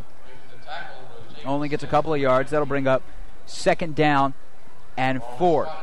Need went off. 2nd down, I should say, and goal from the 4. Need went off with no pressure on his left leg, but it looked like they brought out something to try and help with a cramp. So we'll hope that he gets back in. I've tried to see if I could pick him up on the far sideline, but maybe a hamstring. By the way, Hunter Craston, one of the offensive linemen, lost his helmet on the last play, so he's out this play. This play, 2nd and 4, 7:45 to go in the third quarter. Play action run. DJ Breedlove stretching for the end zone off right tackle, and he puts the ball over the goal line. Well, it looks like somebody got a handful of his face mask as it turned him completely around, but too late for the Colleyville Heritage Panthers as Breedlove is able to get in, and Denton Geyer now with the PAT will regain that 7-point lead that they've enjoyed 2 times earlier in this game. And I say the play action run, there's Hurd took the snap, threw with an empty hand after giving the handoff to hold the backside of that defense honest. Snap good, hold good, kick is also good. The horn goes off, the points go on the board. It's 21-14 Geyer over Colleyville Heritage with 7:38 to go in the third quarter. We'll take a timeout, come back with the kickoff here on Champion Sports Radio. When you want to build something, how do you start? With a plan, right? That's what AXA Advisors is about. We work with individuals and small businesses to help build financial strategies that get them closer to the things they want to achieve in life. Start right by starting your financial strategy with AXA Advisors. Call Thomas Lee at 972-455-9114. That's 972-455-9114. Securities offered through AXA Advisors LLC, 212-314-4600. Member FINRA SIPC. If you're a basketball parent or coach, you need StatGeek, the simplest way to keep stats ever created. Our easy-to-use iPad app turns anyone into a professional statistician, and all they have to do is simply follow the ball. Produce full and accurate box scores and play-by-play reports. Send accurate stats out to your fans, media, or recruiters. It's sports statistic collection redefined. StatGeek is available right now in the iPad App Store for just $4.99, and there are team fundraising opportunities available as well. On the web at statgeek.com. StatGeek, keep your eye on the ball. Colleyville Heritage, Panther football on Champion Sports Radio. I'm Craig Hoffman with Doug Branch. 21-14 with 7:38 to go in the third quarter as Geyer just retook the lead. And they'll kick off from left to right. Ryan Felipe, Jacob Sisk standing back. Felipe inside his own 5. Sisk right on it. Sisk to the near side. And Felipe to the far. He's about halfway between the hash mark and the numbers. A good crowd on hand here on the near side. We're on the home side, where Geyer's student section full, decked out in blue. Nathan Mackey jerseys, the number 33 on the back for their fallen classmate. End over end kick goes high to the goal line on the far side. It's Sisk. Sisk up the gut. Felipe squirts up right up the hash mark, through the pile, and then is met on the other side at the 29-yard line, and he's down right there. So it'll be 1st and 10 from the 29. Colleyville Heritage trying to regain the lead, regain their tie. I want to thank one of our sponsors tonight. Thank you to Steve Swanson at Whirly Ball HEB for sponsoring this broadcast. Corporate events, team building, and private parties are more fun when you're zipping around in a whirly bug, and they have the most affordable laser tag in town. Leagues are starting up now, so visit them at whirlyballheb.com. Griffin Pickler in the gun. Back to his left is DeMarco Corbin. Pickler trying to escape out of the front of the pocket as he takes the snap. Pressure comes from the outside. He leans forward, gets back to the original line of scrimmage. He loses a yard. It's 2nd and 11. Let's move towards the 7-minute mark here in the third quarter. Well, I tell you what, this offensive line for Colleyville did a really nice job last week of giving Pickler time to throw. He is not getting that luxury tonight against this Denton Geyer forefront. That time he should have just stepped up in the pocket and made a throw. He does this time, but his receiver falls down to the far side and falling right on the numbers. It's Cody Butler. Of course it is. Cody Butler's not having a good season so far. So far he's struggling. He's had trouble catching the ball, gotten in the way of a couple guys, and now he slips on an out cut, which would have probably been a reception. 3rd down and 11, so Colleyville's got to get it done here. You don't want to go forward, a 4 and out that quick after Denton just came down and scored. Especially with Geyer's offense maybe back on track. So here's Pickler in the gun, 2 receivers either side. Blitz coming from the far side. Pickler rolls away from it, looking, and now he's going to look at the ground. Swallowed whole by just a black hole of black shirts, and Geyer forces Colleyville Heritage to punt. Trey Woods is the first one there, 5'9", 170-pound junior for Geyer. Comes all the way from the right-hand side all the way around to the, from the left side all the way to the right side. And, of course, Colleyville started on the far hash, so did not have quite as much room to roll that direction. And that's really what stopped Griffin Pickler from being able to continue his motion and make him very available to the defense. Spread punt formation. Be 7 guys all spread out across the line of scrimmage, then a swinging gate behind it and the punter behind the gate. Sends a high wobbling kick that lands at the 37-yard line, takes a pro Colleyville Heritage bound, as all punts seem to do, inside the 30-yard line, and it's down at the 29, downed by Brandon Hunt.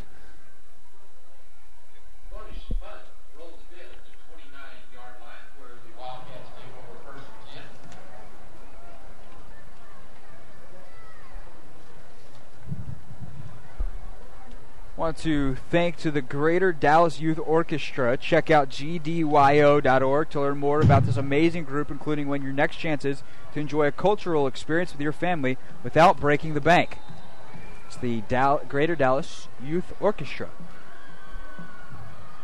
Gerard Hurd in the shotgun, takes a snap, rolls out to his left, and overthrows his receiver.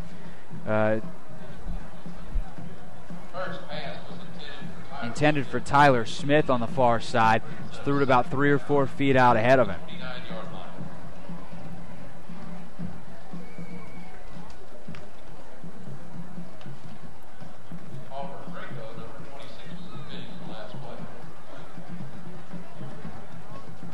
This time a loaded backfield, one pistol back behind. It's a fullback behind Gerard Hurd, or 2 tailbacks on either side. Comes to DJ Breedlove, who's swallowed up at the 34-yard line on 2nd down. A flag forcefully thrown in there by the linesman on the near side. Tackled right on the numbers. See what the call is from our referee.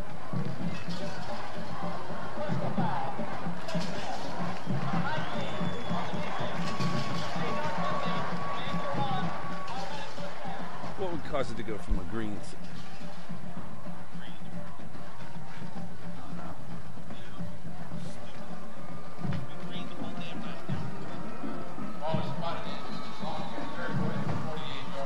Reset it, see what happens. I'll just keep going. Gerard Hurd in the gun. 2 receivers to the top side, 1 to the bottom. Hurd takes a snap, patiently waits to set up his blocks. Sprints forward across the 50, inside the 45 into plus territory, down at the 43-yard line. Springs up 2nd and 3 after the penalty, or 2nd and 2 after the penalty. 5:21 to go and counting. Here in the third quarter, Geyer a 21-14 edge over Colleyville Heritage. It's time 4 receivers, along with Anthony Taylor in the backfield next to Hurd. Just the 5 offensive linemen, no tight ends. Standard 3-4 alignment from Colleyville Heritage. 2 safeties, 2 corners, 4 linebackers, 3 defensive backs. Hurd takes a shotgun snap, has time, now breaks the pocket, breaks contain, comes up the middle, spins at the 30 on the near side, just inside the numbers, and is swallowed up right there. A nice play to chase him down by Jared Vallely. It's a first down, though, for Geyer, and the Wildcats moving once again.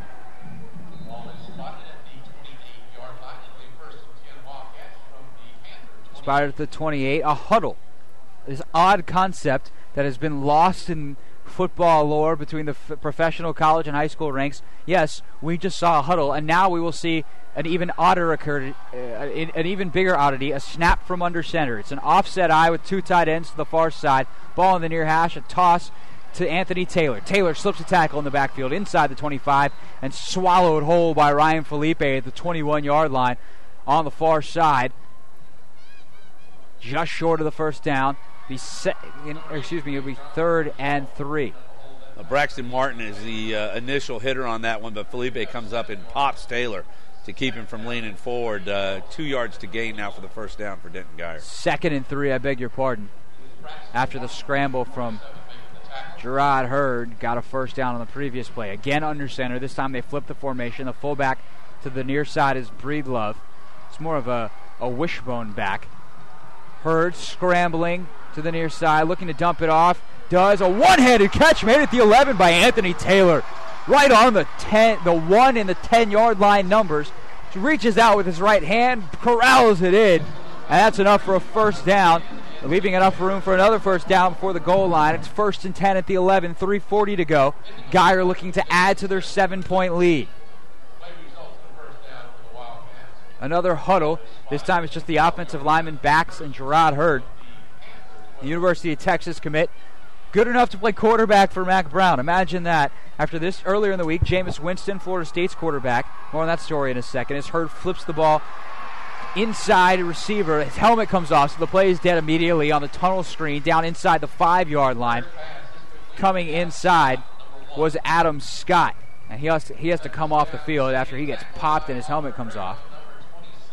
Saying earlier in the week, Jameis Winston, the Florida State quarterback, goes 25 of 27 in his season opener with Pitt. After the game reveals he could have been doing it for Texas, but Mac Brown never called him back. Well, called Gerard Hurd, and he'll be playing in Austin for the years to come.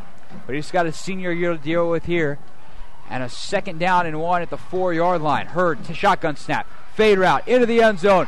And the ball is caught in the corner. Bobbled and corralled in. A beautiful catch by David Haynes. A touchdown for Geyer. It's a 27-14 game. 2:52 to go in the third quarter.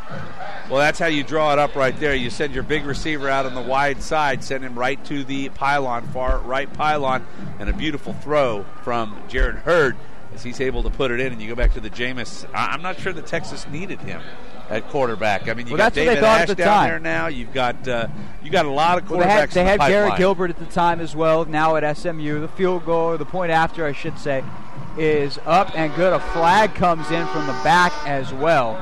So 28-14 and a penalty coming. They had Garrett Gilbert as well at Texas, who was just coming off relieving Colt McCoy in the national title game not that long ago. So they figured, we're good at quarterback. But Winston wound up being the number 1 quarterback recruit in the country. Had offers from Alabama and Auburn. He's an Alabama product. But wound up at Florida State playing for Jimbo Fisher. And had quite the debut, the redshirt freshman, on Monday night. A zebra huddle here. Not a zoo exhibit. That is just merely a meeting of the officials. This is something you'd see out of the movie Madagascar. 10-yard line. I bet you never thought I'd work that in, that circus. Afro circus. Afro circus. Oh, goodness. It's been that kind of night. Here we go with the call from the referee. Eventually.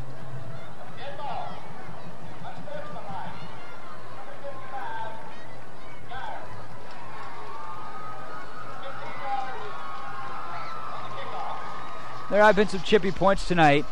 Jordan Thompson, the offender there, is a senior, so theoretically he should know better. But at the same time, emotions running high, and they've done a good job, Geyer Hats, keeping their emotions in check tonight. But there's been a couple times this game has been a little bit chippy, some late pushing and shoving. And earlier in the game we saw one of the offensive linemen for Geyer stand up for their quarterback after he thought a cheap shot was taken. But overall, a clean game tonight. But here, Geyer's going to give up some serious field position. They will kick off from the 25-yard line, going from left to right.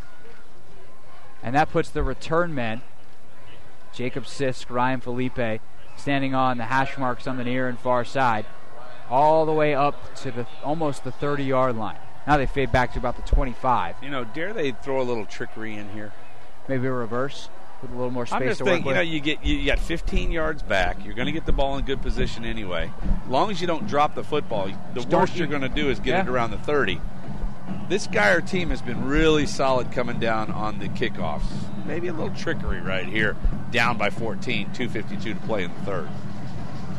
Let's see if Doug maybe he's giving a little bug, perhaps. No, nothing I saw. You know that they have that in the repertoire, Doug Branch? It's that coaching mindset that I have. That I like to throw things out there when you wouldn't normally. Oh, and here's a good kick. That kick is laced all the way back to the 10. Ryan Felipe goes. Trying to come up the middle, squirts through the pile, comes out the other side, gets tripped up down to 35. So a great kick there from the 25 all the way down to the 10.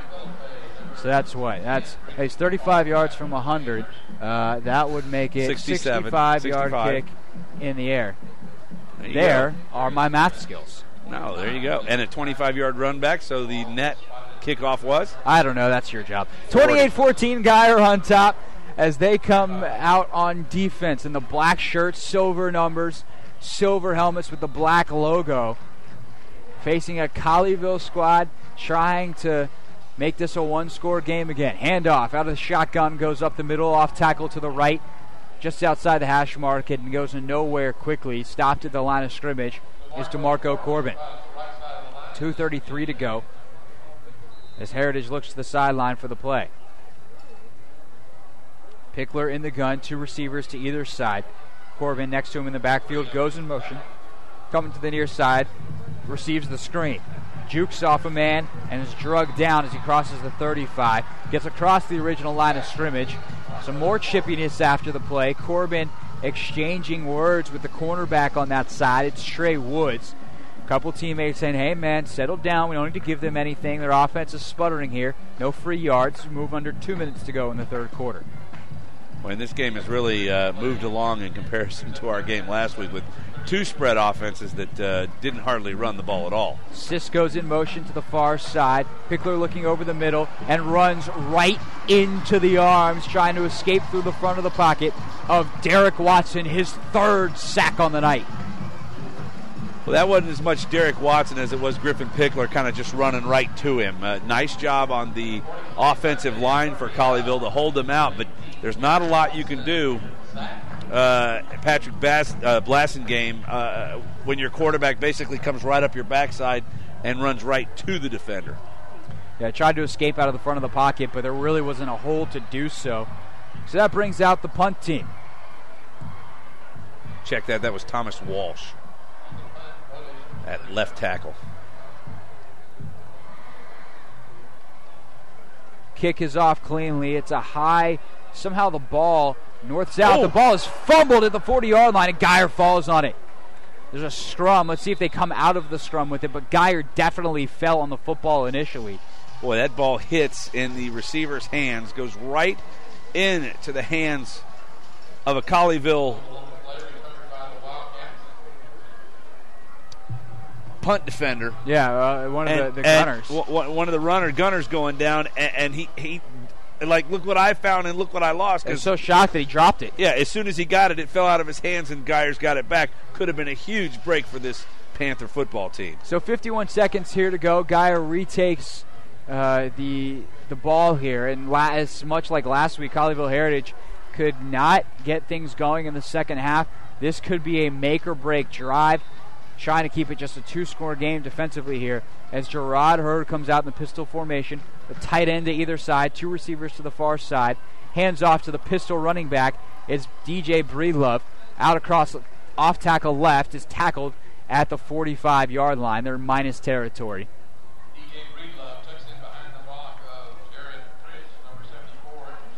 A quick 5 yards right there for Denton Geyer, and they're really starting to pile up the yardage right now. Of course, they have not given up a score here in the second half. They lead it by 14. Running game been good all day. This time two receivers to either side. Ball 3 yards inside of the far hash. Tunnel screen again. Hurd flips it. Receiver out into the open across the 50. Closed in on at the 40-yard line. Adam Scott, no, not the golfer, into plus territory. Well, I tell you what, in the last 2 weeks, we've had a lot of name game players, haven't we? We have. Hey, we have Jason Williams. Mark and the Funky Bunch we had. We have Jason Williams, the nose tackle from College Heritage. Adam Scott, and he's Heritage. a heck of a lot faster than the Adam Scott the golfer, that's for sure. I don't know. I've never seen the golfer run. Trust me, he's not fast. Gerard Hurd comes out, and he'll flip around as that brings us to the end of the third quarter. Denton Geyer, a 28-14 lead over Colleyville Heritage. And we've got the fourth quarter with Doug Branch coming with you next. It's Colleyville Heritage Panther football on Champion Sports Radio. Stay up on all the latest news about the teams you care about and know when your favorite games are on the air thanks to Champion Sports Radio social media. Either follow @Champion Sports on Twitter or like our Facebook page at facebook.com/Champion Sports Radio, and you will know what time your game starts, who was named Player of the Week, or what your school's alumni are doing in college. That's on Twitter @Champion Sports and facebook.com/Champion Sports Radio. Your home for championship social media. Are you studying on your own for the SAT or ACT? Follow My Test Answers on Twitter and Facebook for free solutions to official test questions. Got a question of your own? Send a message to My Test Answers and get a response for free. Got more than one question? Don't worry, we'll answer those too. With over a decade of experience in helping students prepare for standardized tests, the experts at My Test Answers will get you the answers you want whenever you need it. My Test Answers, problems solved. Wants me to walk it around.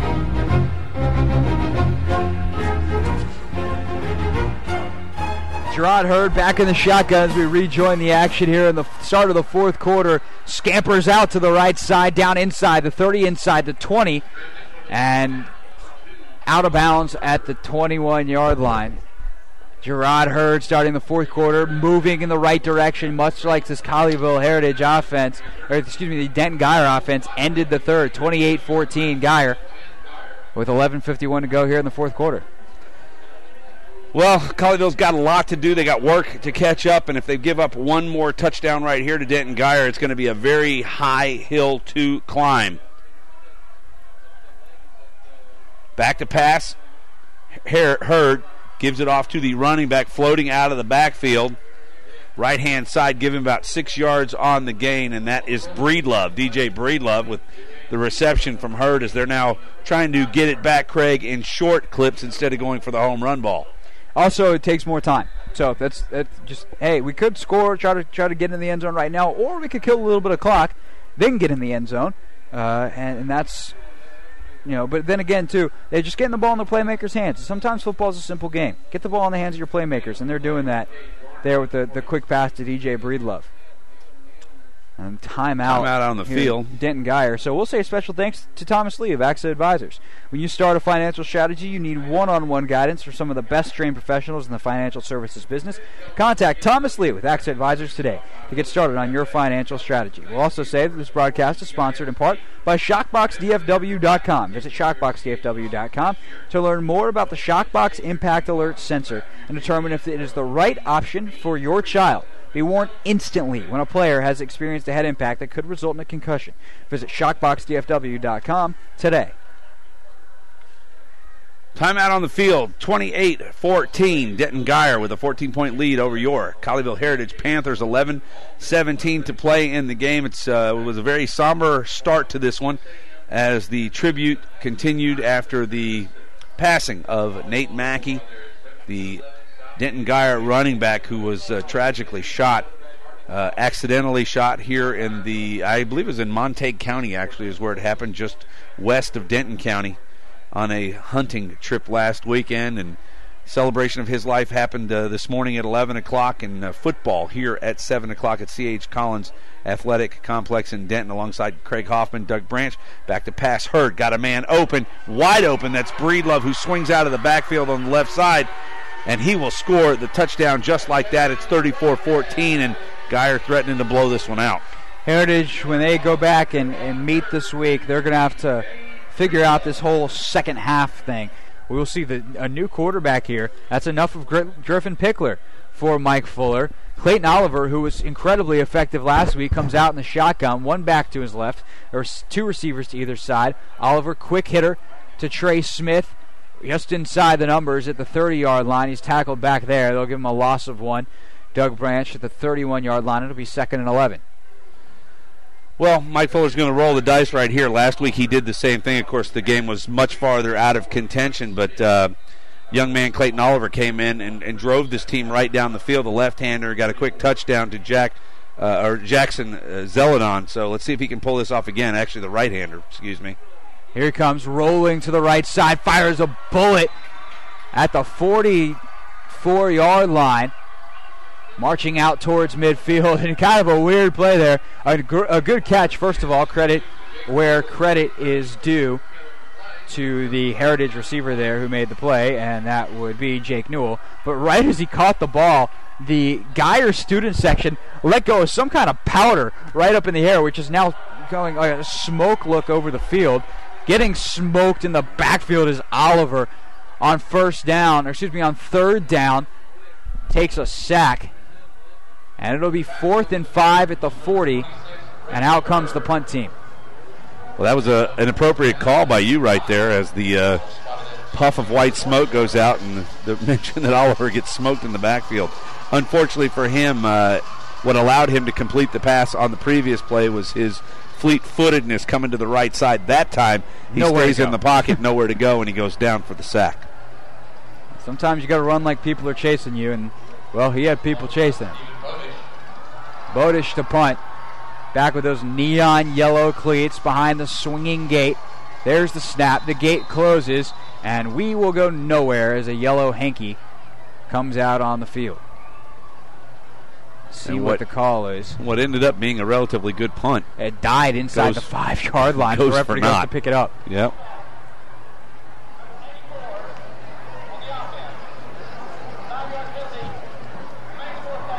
So a false start backs them up before they even get started. Bodish has to kick again. The good thing is that play was whistled dead rather quickly as opposed to having to, all right, well, we got to re-kick after a full punt return, and all your gunners are tired. Try my best to describe this formation. All 7 players that are on the line of scrimmage for Colleyville Heritage are in between the numbers with a guy on each set of numbers, and then the other 5 guys, the center over the ball just inside the near hash. Then each player spaced out about 3 to 4 yards, then the swinging gate behind it. Gate closes. This kick not nearly as good. A short kick gets a nice bounce and is down to inside the 39-yard line. And if I say it's a nice bounce inside the 39, when the ball was kicked from the 35 the opposite way, you can tell how short that kick was. And Geyer takes over again. Gerard Hurd back out.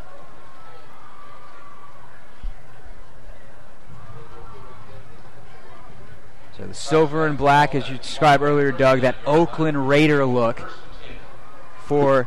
maybe, I wonder, could Gerard Hurd start at quarterback for the Oakland Raiders? No, I'm kidding. But only kind of. Terrell Pryor will be their starter on Sunday. Yeah, they've had a few failures at quarterback here in the last few years. Namely one, Jamarcus Russell. Lifts one, takes a snap, fires a bullet over the middle, across the 50 to the 40-yard line, and hammered right there is Adam David Scott. Haynes. No, that was Scott. Scott made that catch. Sure wasn't the big receiver Haynes there in the middle? Nope, number 1. Was it? I promise you. All right. Doesn't matter. It's all for naught. Yep, back they go. So rewind that. Yeah. Most importantly, the clock continues moving forward for Geyer. So if nothing else, they get to replay first down. It'll be first and forever. We'll let you know where it's 10 yards from the spot. So we're not quite sure where it's going to be marched off to. There it is, the 29-yard line. So it's first and 20. They replay first down. 3 receivers trot out to the far side. Ball on the near hash. Plenty of space over there for all 3 of them. 1 receiver on the near. There's a tailback to the left of Gerard Hurd, who stands 5 yards deep in the shotgun. Facing a standard 3-4 alignment from Colleyville Heritage. Base defense. Hurd off his back foot, fires over the middle to the 42 in a sliding catch. That one was definitely made by David Haynes.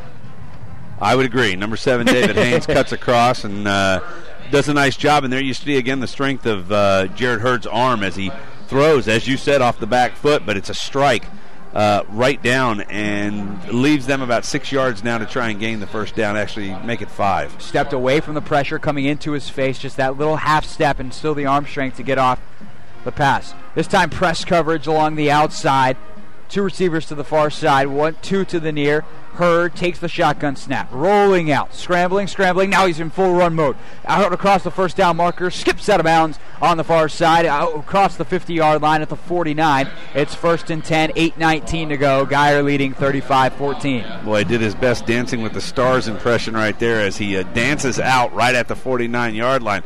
I'm not sure any of the Dancing with the Stars pros would have done it any better than that with a little twinkle told move to the right. I don't think they can run quite that well. Gerard Hurd, he's slippery, he's elusive, he's anything that you want from a guy running a football for your team. Unfortunately for Colleyville Heritage, they've had a hard time dealing with that. This time they got to deal with a full house backfield. 2 tailbacks to either side, 1 behind Gerard Hurd. Play action, looking deep down the left side. Beautiful spiral ball is knocked away, incomplete at the 10-yard line, right on the sideline, intended for Alex Honey, and good coverage on this near side from Nick Felix, a name we haven't called at all tonight. Well, no, Nick Felix does a good job of staying up and under Honey, and Honey tries to go right over the top of him, but unfortunately Honey gets stuck on the back, no pun intended. Honey gets stuck on the back of Felix, and he's not able to get there and make the catch with the stick-em on his gloves. Doug Branch, ladies and gentlemen. I'm Craig Hoffman here on Champion Sports Radio. Moving right to left, 2nd and 10 on the plus 49-yard line are the Denton Geyer Wildcats. A backwards lateral pass comes to Anthony Taylor from Gerard Hurd, and he doesn't go anywhere but backwards. Back across the 50-yard line, didn't get back to the line of scrimmage. Brought down by by Braxton Martin. It'll be 3rd down, and it looks like it's going to be close to 13 yards. And I said it a little while ago, I'm a little surprised with the 21-point lead that Hurd's still in the game. You would think at this point you'd want to give his backup a little bit of work. just in case. You just never know. A guy that runs like he does, one shot and he's out, and then you've got somebody stepping in there that hasn't seen any action on the year. The good thing for Gerard Hur is he's 6'3", 200, so I don't know how many guys out here can really do that much damage because he's so big. This time standing tall in the pocket, now out of time, scrambling. First to the right, now back to the left. He's got the sideline. Can he stay on the sideline?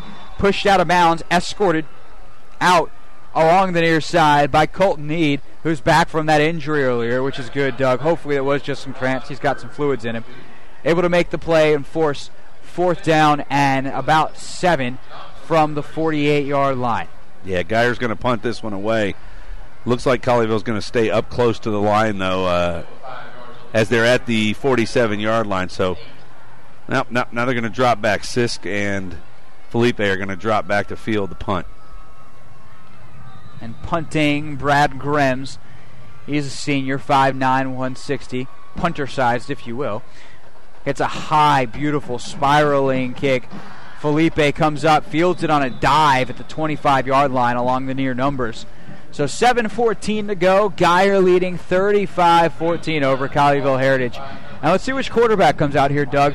We saw the backup Clayton Oliver last time. Let's see if Griffin Pickler gets another shot. Nope. No, it's like Oliver in the huddle. Yeah, looks like Oliver's in the huddle. He'll come back out and see if he can put a little fire under this Colleyville Heritage team that, with a loss tonight, would run their season record to 0-2. But as we've heard from head coach Mike Fuller, the season begins with district play. These games are, even though you want to win them, they really allow you to try and figure out where your team is. So here's Oliver, 2 receivers either side, quickly looking to the near side, completes a pass to DeMarco Corbin, bowls into a man at the 37-yard line, didn't quite make it the 40, caught a little 5-yard swing route and bowling balled his way up the near sideline. That's a 1st down, and Heritage is moving in the right direction. Boy, and I'll tell you what, this is one of those times you got a player down on the sideline. They haven't blown it dead yet, but that was Will Sanders, who went head-to-head contact with the very powerful DeMarco Corbin. And perfect. Do it real quick. Where is it? Again, tell you, this would be a great time to tell you about ShockboxDFW.com. Visit ShockboxDFW.com to learn more about the Shockbox Impact Alert Sensor and determine if it is the right option for your child. Be warned instantly when a player has experienced a head impact that could result in a concussion. Visit ShockboxDFW.com today, and we hope that's certainly not the case for Trey Woods right there. Clayton Oliver gets swatted right back in his face, drop back to pass, and hey, Doug, I'll give you one guess on who that was. I believe he's got a 1 and an 8 on his jersey, Derek Watson. That would be him again, right in the face of Clayton Oliver, bats the ball right back, and 6:55 to go. Oliver and company face a 2nd and 10. Connor McNally's going to have nightmares when it comes. Yeah, you knew exactly where I was. He's going to have nightmares tonight. When he goes to bed, he's going to see Watson rolling over the top of him instead of a couple of see him in the rear view. Yeah.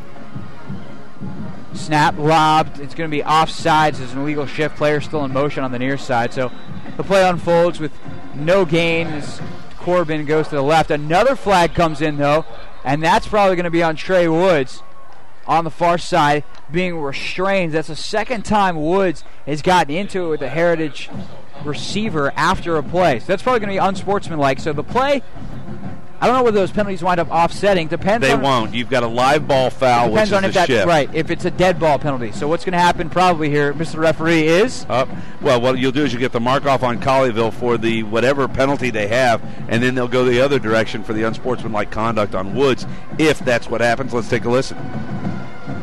Woods comes off the field as we wait for the referee.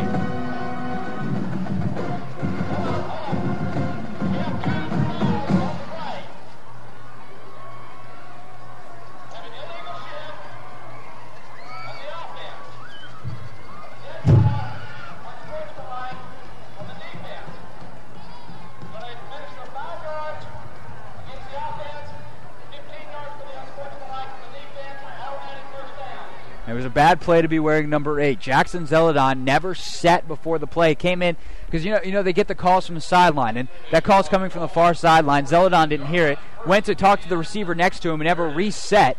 And then number 8 on the far side Trey Woods couldn't keep his mouth closed or couldn't keep his hands to himself, one or the other. I got in trouble in the car on long road trips by doing that to my sister a lot when I was a kid, but that's a whole different story. Hey, we won't even go there. I must tell you that the only thing I had wrong with that explanation was I didn't put it in the form of a question for Alex Trebek. Otherwise, I would have won the Jeopardy square right there. Oh, well. Lost money for you. The daily double. So here is Clayton Oliver in the shotgun. 2 receivers, either side. Ball in the near hash. Clock 6:40 and winding. Here Heritage trailing by 21 points in the fourth quarter. Oliver takes a snap. Looking, swing pass to Corbin again. Coming up the near hash. Hurdles the defender at the 50, inside the 45, and down at the 44-yard line. Brings up second and short. Well, Corbin has pretty much been the offense tonight.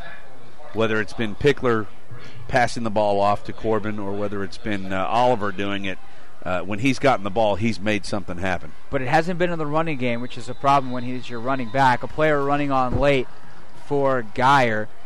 And Eric Reyes, not where he's supposed to be, whether got told late or missed a sign, and that's going to be a timeout for Denton Geyer. 6:08 to go here in the fourth quarter. Craig Hoffman with Doug Branch on Champion Sports Radio. Brought to you by StatGeek, the simplest way to keep stats ever created. Their easy-to-use iPad app turns anyone into a professional statistician, and they all you have to do is simply follow the ball. StatGeek is available in the iPad App Store for just $4.99, and there are team fundraising opportunities available as well on the web at StatGeek.com. StatGeek, keep your eye on the ball. Just a reminder, the Colleyville Heritage Panthers are on Champion Sports Radio. This broadcast of the Grapevine-Colleyville, Independent School District is sponsored by Whirly Ball HEB. Leagues are forming right now, so visit them online, whirlyballheb.com. Of course, the Greater Dallas Youth Orchestra. Enjoy a cultural experience with your family without breaking the bank. Visit gdyo.org for more information. And I'm glad I said that the way I did, because I almost said something different. Whatever works for you. Well, whenever you say GD, it's just you got to GDYO. And what? Yeah. Okay, we're good. At this Collins Athletic Complex, right here off I-35 in Denton. Notice that? We scared everybody off. Finally, Clayton Oliver. He's running scared, and he is not going to get away from the people he is scared of. Sacked in the backfield, all the way back at the 40-yard line. Going to bring up third in a mile. The sack, Darius Thomas, the linebacker, coming off the corner. Well, Thomas does a nice job there. Breaks down, contains Oliver. Oliver tries to spin back to the inside, but nowhere to go. Thomas jumps on his back and pulls him down. It's going to be third down and 13. Ball just inside the 44. So a long way to go. Oliver looking over the middle. Has a man off his hands. Deflected a third time and finally falls to the turf right dead center on the 40-yard line. Had a man, fired a strike, but just a little bit behind Zeladai. No, that was Sisk. I believe Jacob Sisk. And I'll tell you what, if Sisk gets his hands on that, he takes that to the house because the defender is trying to go for the pick right there. Doesn't see Sisk cut in front of him, but unfortunately, ball's bounced up in the air, and then it becomes the old pinball wizard. Nobody comes down with it, and Colleyville's going to punt down by 21, 5:29 to play. Was Sisk going over the middle there. And now punt formation, as we said, that spread punt, and, well, false start on the offense. Over there on that far side, Brandon Hunt beating himself in the helmet. Don't do that. It's going to hurt your head and your hand. Yeah, check out the deep snapper, Garrett Scotch. One-handed. Like he's throwing a pass. Very unusual. Like a shotgun snap almost. Typically do not see that. You see a two-handed snap on any deep snappers, but he's been fairly accurate with the one-handed kind of throw the strike between his legs shot here. He does indeed do a one-handed snap. His right hand. Snap, perfect. Punt, also good. Back inside the 30. Takes a bounce. Rolling, being chased inside the 10. Rolling inside the 5 and surrounded right at the 5. On the far hash, it is down by Trey Smith, who's a name for Colleyville Heritage, Doug, that we haven't really called enough tonight, probably. Well, if they were going to win this game, offensively, Trey Smith needed to be a big part of it. And other than a few of the wide receiver screens he's taken across the middle, he has not been able to get deep down the middle, which he did all last week against Duncanville. That being said, still being an impact on this game, just not the one that's been able to put the Panthers over the top. And so now we do see the backup for Gerard Hurd. And it's a guy we've seen already in the game, David Haynes, the wide receiver, junior, 6'2", 185. He's going to take the snap here, runs the read option, keeps it up the gut, horse-collared around the 10. I shouldn't say horse-collared because that's a technical term for a tackle. Collared around the 10 from the front, not the back like the horse collar. On the far side, it's a gain of 5. 2nd and 5. Hit the 5-minute mark and counting here. 35-14 Geyer on top in the fourth quarter. Haynes seeing his first action of the year as Jared Hurd had basically taken this Geyer team through the first game and 3 quarters. Low snap. Haynes picks it up, protects the ball as he's attacked in the backfield, able to slip one tackler, but centers the ball and nothing more back to the line of scrimmage. It'll be 3rd and 5. Well, and right there you can see the difference between the number 1 and the number 2 as Jared Hurd, even though he picked the ball up in a low location, we've seen him do it a number of times tonight, typically able to use the speed in his feet to get out of trouble. Right there was not the case for Mr. Haynes. Also probably doesn't hurt that the Colleyville Heritage defense can now just attack. Probably not real worried about the pass.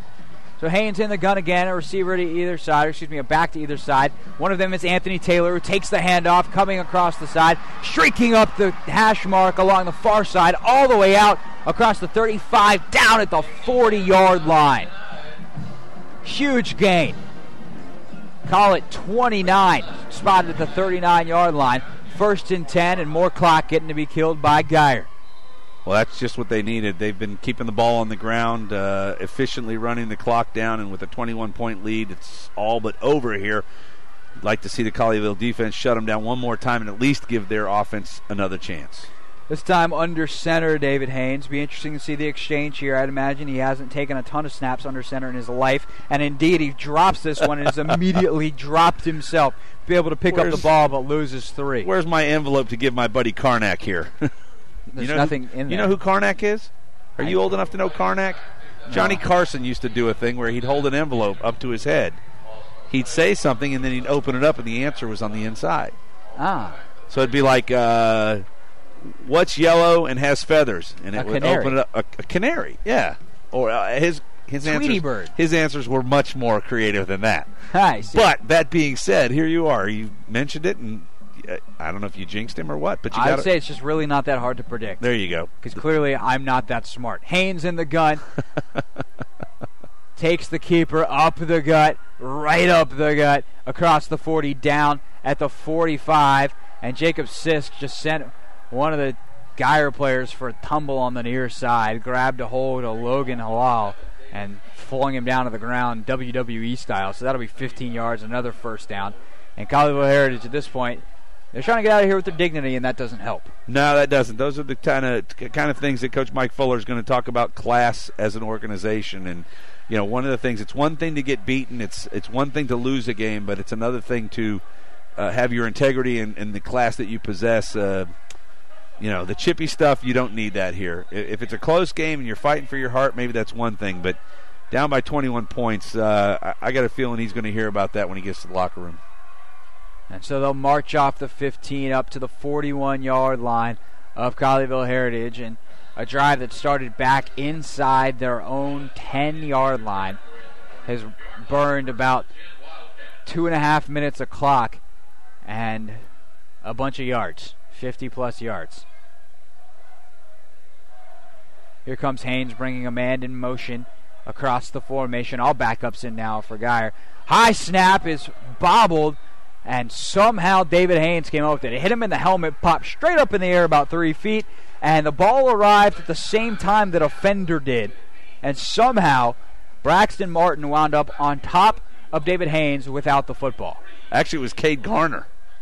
Cade Garner, the playing nose tackle right now, comes right over the top of the center.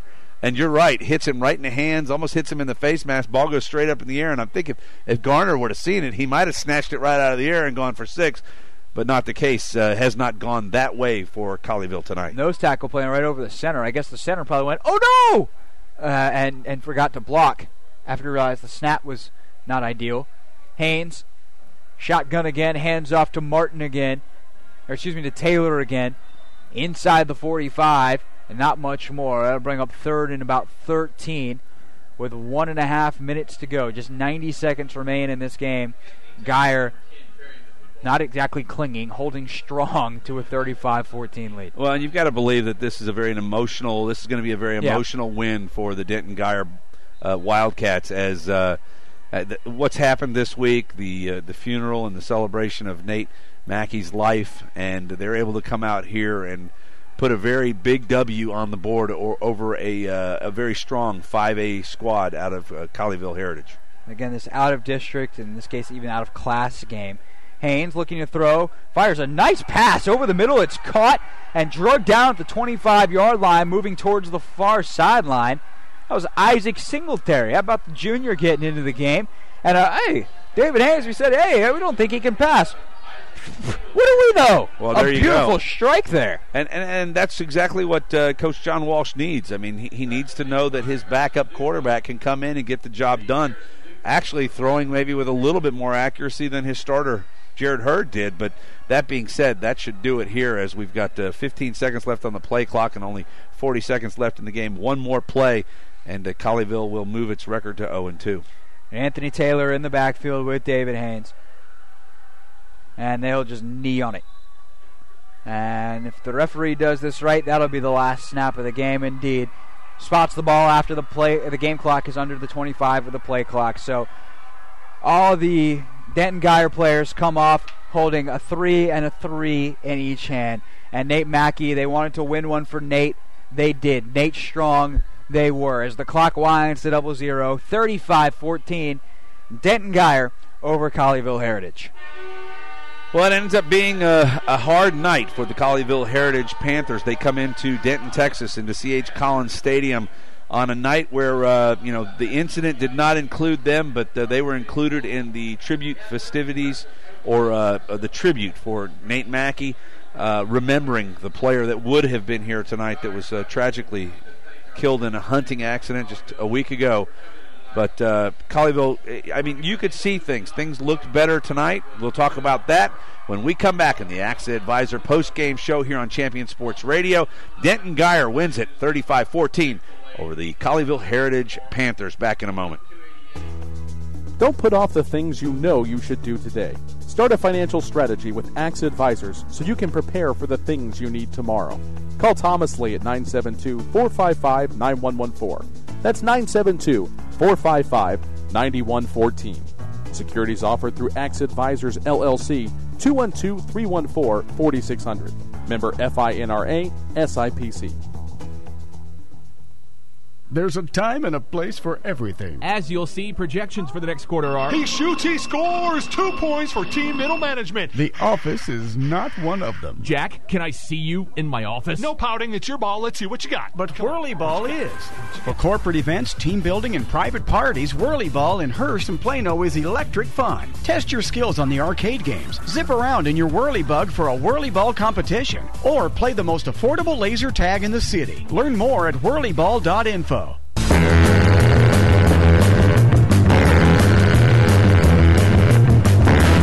Doug Hoffman with Doug Branch on the AXA Advisors post-game show.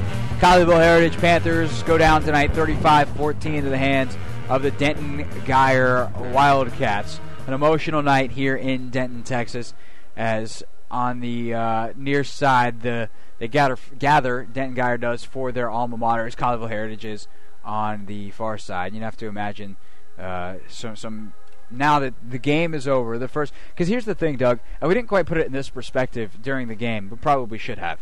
The last time this team stepped on the football field, Nate Mackey was playing with them. And today, he's not only not playing with them, he's no longer with us. And that's a lot to handle for anybody. Nevertheless, a team full of 16, 17, 18-year-old kids, and they come out and perform well in honor of their teammate.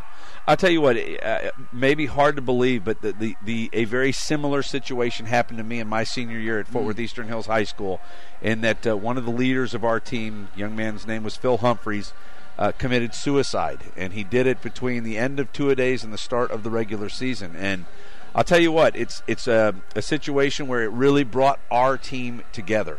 So I do, in a way, know how it feels for them down there. I didn't bring that up before now, but it can be a very bonding experience. The people who were around Nate, the players who he was closest to, friends, family, people in the school. It's a situation where it can either tear you apart completely or it can bring you together. And with the leadership of John Walsh and this football team and the administrators here in the Denton ISD, the immediate response that they made in trying to get counseling available to people as school started on Tuesday after the holiday, this is going to be one of those deals. This could carry this football team for an entire season. No doubt, and it's for the team that we'll be following around all season, Colleyville Heritage. Go down again tonight. They're 0-2 on the season. I wonder, not that high school football needs, Adam Schefter's not going to be on the latest quarterback controversy, but Clayton Oliver showed some things for the second straight week. And Griffin Pickler, while Coach Fuller was happy with what he saw last week and thought he just didn't get a ton of help from his wide receivers, eventually production matters. And you'll wonder if Clayton Oliver gets a chance to start next week, or if we see Griffin Pickler continue. You'd have to think that he won the starting job throughout camp and overall was the better quarterback leading up to week 1 and leading up to week 2. But from what we've seen so far, you'll wonder. Well, you do, and there's a very good chance, I would assume, that Clayton Oliver has a chance as this Colleyville Heritage Panther team will head into Wilson Stadium to play the Flower Mound Jaguars next week. Another game on the road for them, back-to-back games both here at Denton and then Flower Mound next week, before they get a real wide awakening, and that's going to be the Trinity Trojans that comes up on September 27th. That game is the one that they're really aiming at, and they better, in my opinion, get their P's and Q's together and cross the I's, or dot the I's and cross the T's, because if you don't, Trinity will come out and absolutely slap you around and knock the spit out of you. Absolutely, and not just the quarterbacks, the running game was a huge issue tonight. When we come back on the Accident Advisors post-game show, we'll give you the stats. How bad was it? How big of a problem was it? We will try to get you some of those stats and a look at some of the other scores around the area. That's next on the Accident Advisors post-game show on Champion Sports Radio. Guest is under the direction and is copywritten by Champion Sports Radio. Any rebroadcast, retransmission, or use of the audio stream, and any and all other use of the accounts of this broadcast without the direct written consent and permission of Champion Sports Radio is strictly prohibited. All rights are reserved by Champion Sports Radio and ChampionSportsRadio.com. This is a presentation of Champion Sports Radio, your home for championship broadcasts. When you want to start a financial strategy, you need one-on-one guidance from some of the best trained professionals in the financial services business. AXA Advisors is part of a global company helping millions of people pursue their financial goals. Contact Thomas Lee with AXA Advisors today to get started on your financial strategy. Call Thomas Lee at 972-455-9114. That's 972-455-9114. Securities offered through AXA Advisors, LLC, 212-314-4600. Member FINRA SIPC. If you're a basketball parent or coach, you need StatGeek, the simplest way to keep stats ever created. Our easy-to-use iPad app turns anyone into a professional statistician, and all they have to do is simply follow the ball. Produce full and accurate box scores and play-by-play reports. Send accurate stats out to your fans, media, or recruiters. It's sports statistic collection redefined. StatGeek is available right now in the iPad App Store for just $4.99, and there are team fundraising opportunities available as well. On the web at StatGeek.com. StatGeek, keep your eye on the ball. Are you looking for a way to promote your business or increase exposure? Do you just need more people to know that you're there? Join the Champion Sports Radio team and advertise during these games. In the last 4 years, Champion Sports Radio has broadcast over 600 games to more than 3.5 million listeners.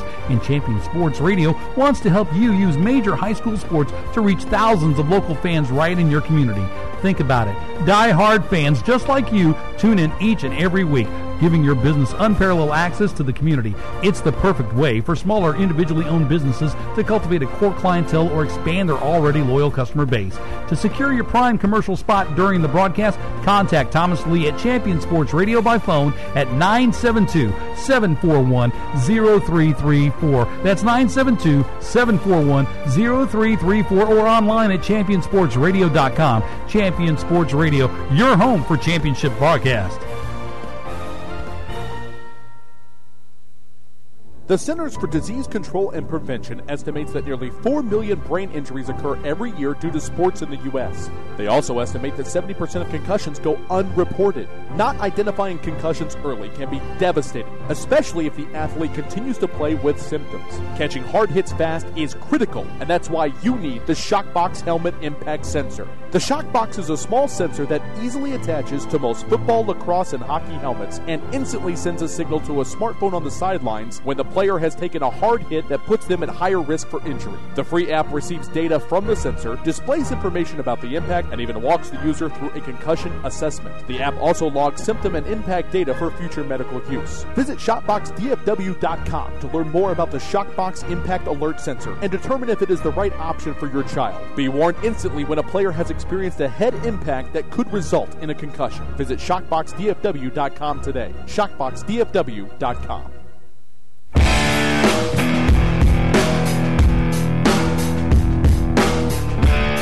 AXA Advisors post-game show. Don't put off things you know you should do today. Call Thomas Lee at AXA Advisors. Start a financial strategy so you can prepare for the things you need tomorrow. Craig Hoffman with Doug Branch in Denton, where Geyer handled Colleyville Heritage 35-14. Doug Branch, you got the scores from the rest of the area there? Well, from around the area, these are this game is not final. Denton Ryan, of course, a team from this area, 42. Wichita Falls Rider, 10. That game at Wichita Falls Memorial Stadium. Grand Prairie 28. They're getting destroyed by 30 points. Irving, another team in this district, 58-28. Yeesh. Mansfield Timberview. It's a final, 21-17 over Hebron. That's a little bit of a surprise to me, as Hebron went out to Abilene last week and put it on one of the Abilene teams, so a surprise there. Plano 28, Irving MacArthur nothing. Little Elm 38, Carrollton Newman Smith 21. It's a final. Keller 24, Mansfield 7. Another final. McKinney 28, Frisco Heritage 14. North Dallas 50, Fort Worth Diamond Hill Jarvis 26. North Mesquite 49, Arlington Sam Houston 24. A close one. This is an Oklahoma score. Oklahoma City Cassidy 22, Oklahoma City Heritage Hall 30. Not sure why we have Oklahoma scores here in Texas, but usually on You're the one that said it. OU Texas weekend, they do that all the time because there's a lot of people from Oklahoma here. As we move down, Pinkston 49, Fort Worth Polytech 19. Richardson Pierce gets drummed by Saxe 42-16, and final score, Rockwall 66, Rowlett 34. So unlike the game we had last week that had 112 points, I believe, scored. It was a lot. This one goes 35-14. So yeah, indeed. And we'll tell you how it happened in terms of the statistics of it all coming up next on the AXA Advisors post-game show. Doug Branch and Craig Hoffman with you on Champion Sports Radio.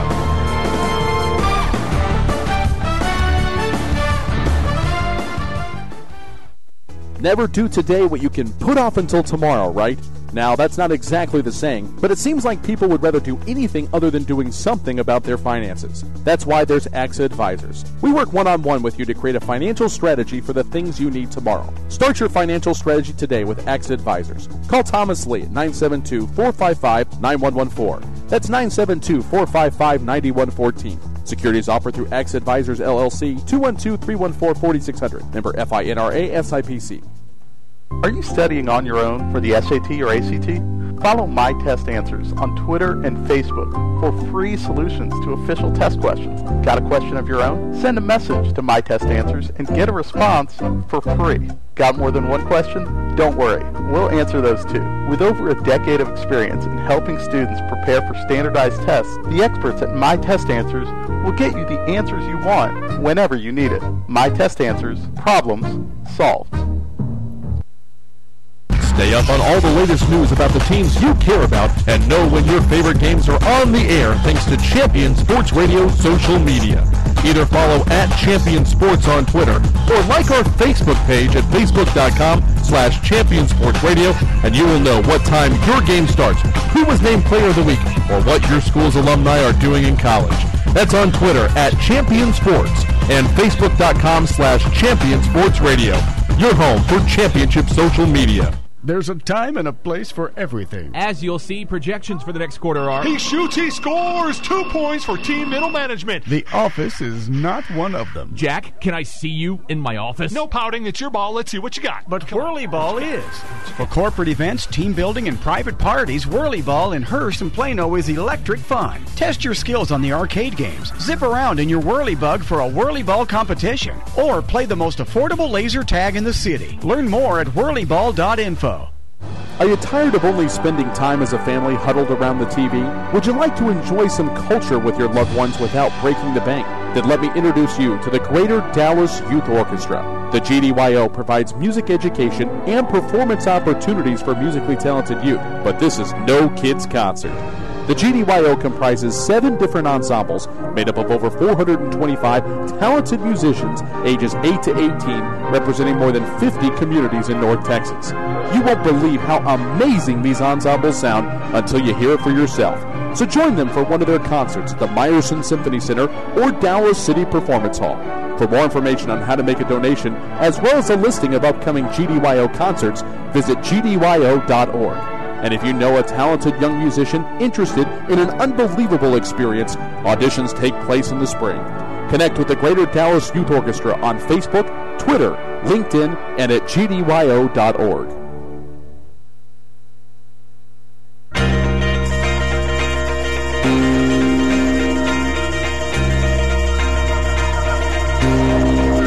It's the Accident Advisor post-game show. Craig Hoffman here, Doug Branch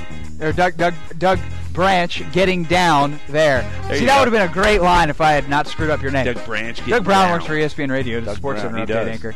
I work for them too, but that's a whole other story. You got stats over there. I do too, just not as full-time as you. Well, not as a Sports Center anchor. Oh, that's true. I do not do that. You do racing stuff. Vroom, vroom. Vroom, vroom. You also have statistics from football game that Denton Geyer won 35-14 Boy, over Colleyville Heritage. And they go down like this. Total yards, 474 total yards for Denton Geyer. Now, if that goes with the, I think, close to 700 yards Colleyville gave up last weekend on defense, that's almost 1,200 yards in 2 games. Something's going to have to change for this team to be able to get a W. And I got a feeling Coach Mike Fuller is going to have the, he's going to get out the whipping stick. There are going to be some defensive changes. There are going to be some players that understand that to win. That's not cool. I joked with Coach Fuller in pregame saying, hey, so besides telling him, hey guys, let's not give up 70 this week, what'd you tell him? Perhaps we'll be even more specific after this week. Yeah.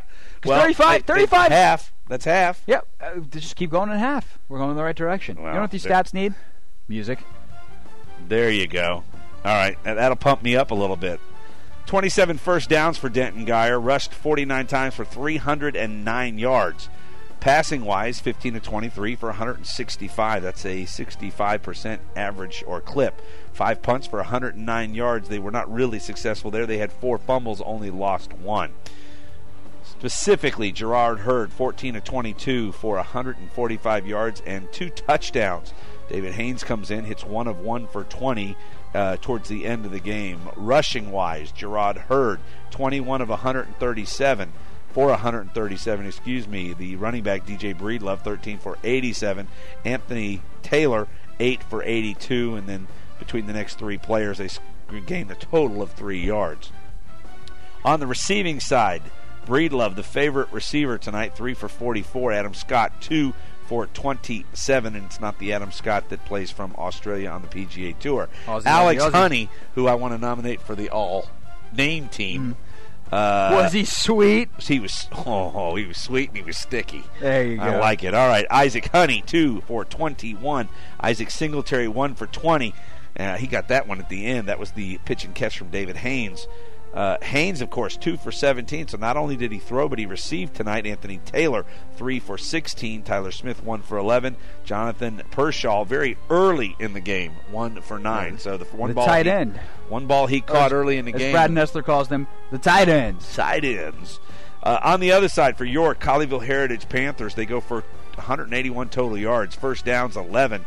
Rushing, 27 for, well, that can't be right. It says 1. No, you know what? That could be right.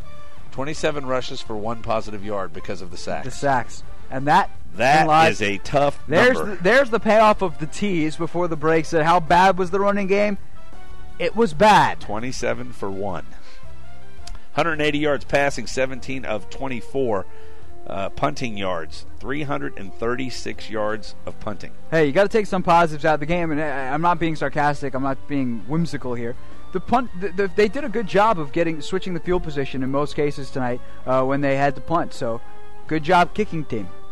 Griffin Pickler's 13 for 18. That sounds really good for 150 yards, but with a loss, that's hard to swallow. Clayton Oliver comes in. He goes 4 or 6 for 30 yards, so a total of 180 yards through the air. DeMarco Corbin held to 20 yards on 9 attempts. They pretty much eliminated the running game. Pickler loses 4 yards on 15 carries. Go to the receiving side. And, of course, again, without DeMarco Corbin, this is not the game that even is close as it was. 5 rushes for 73 yards, or 5 receiving catches for 73 yards. Jacob Sisko's 4 for 40.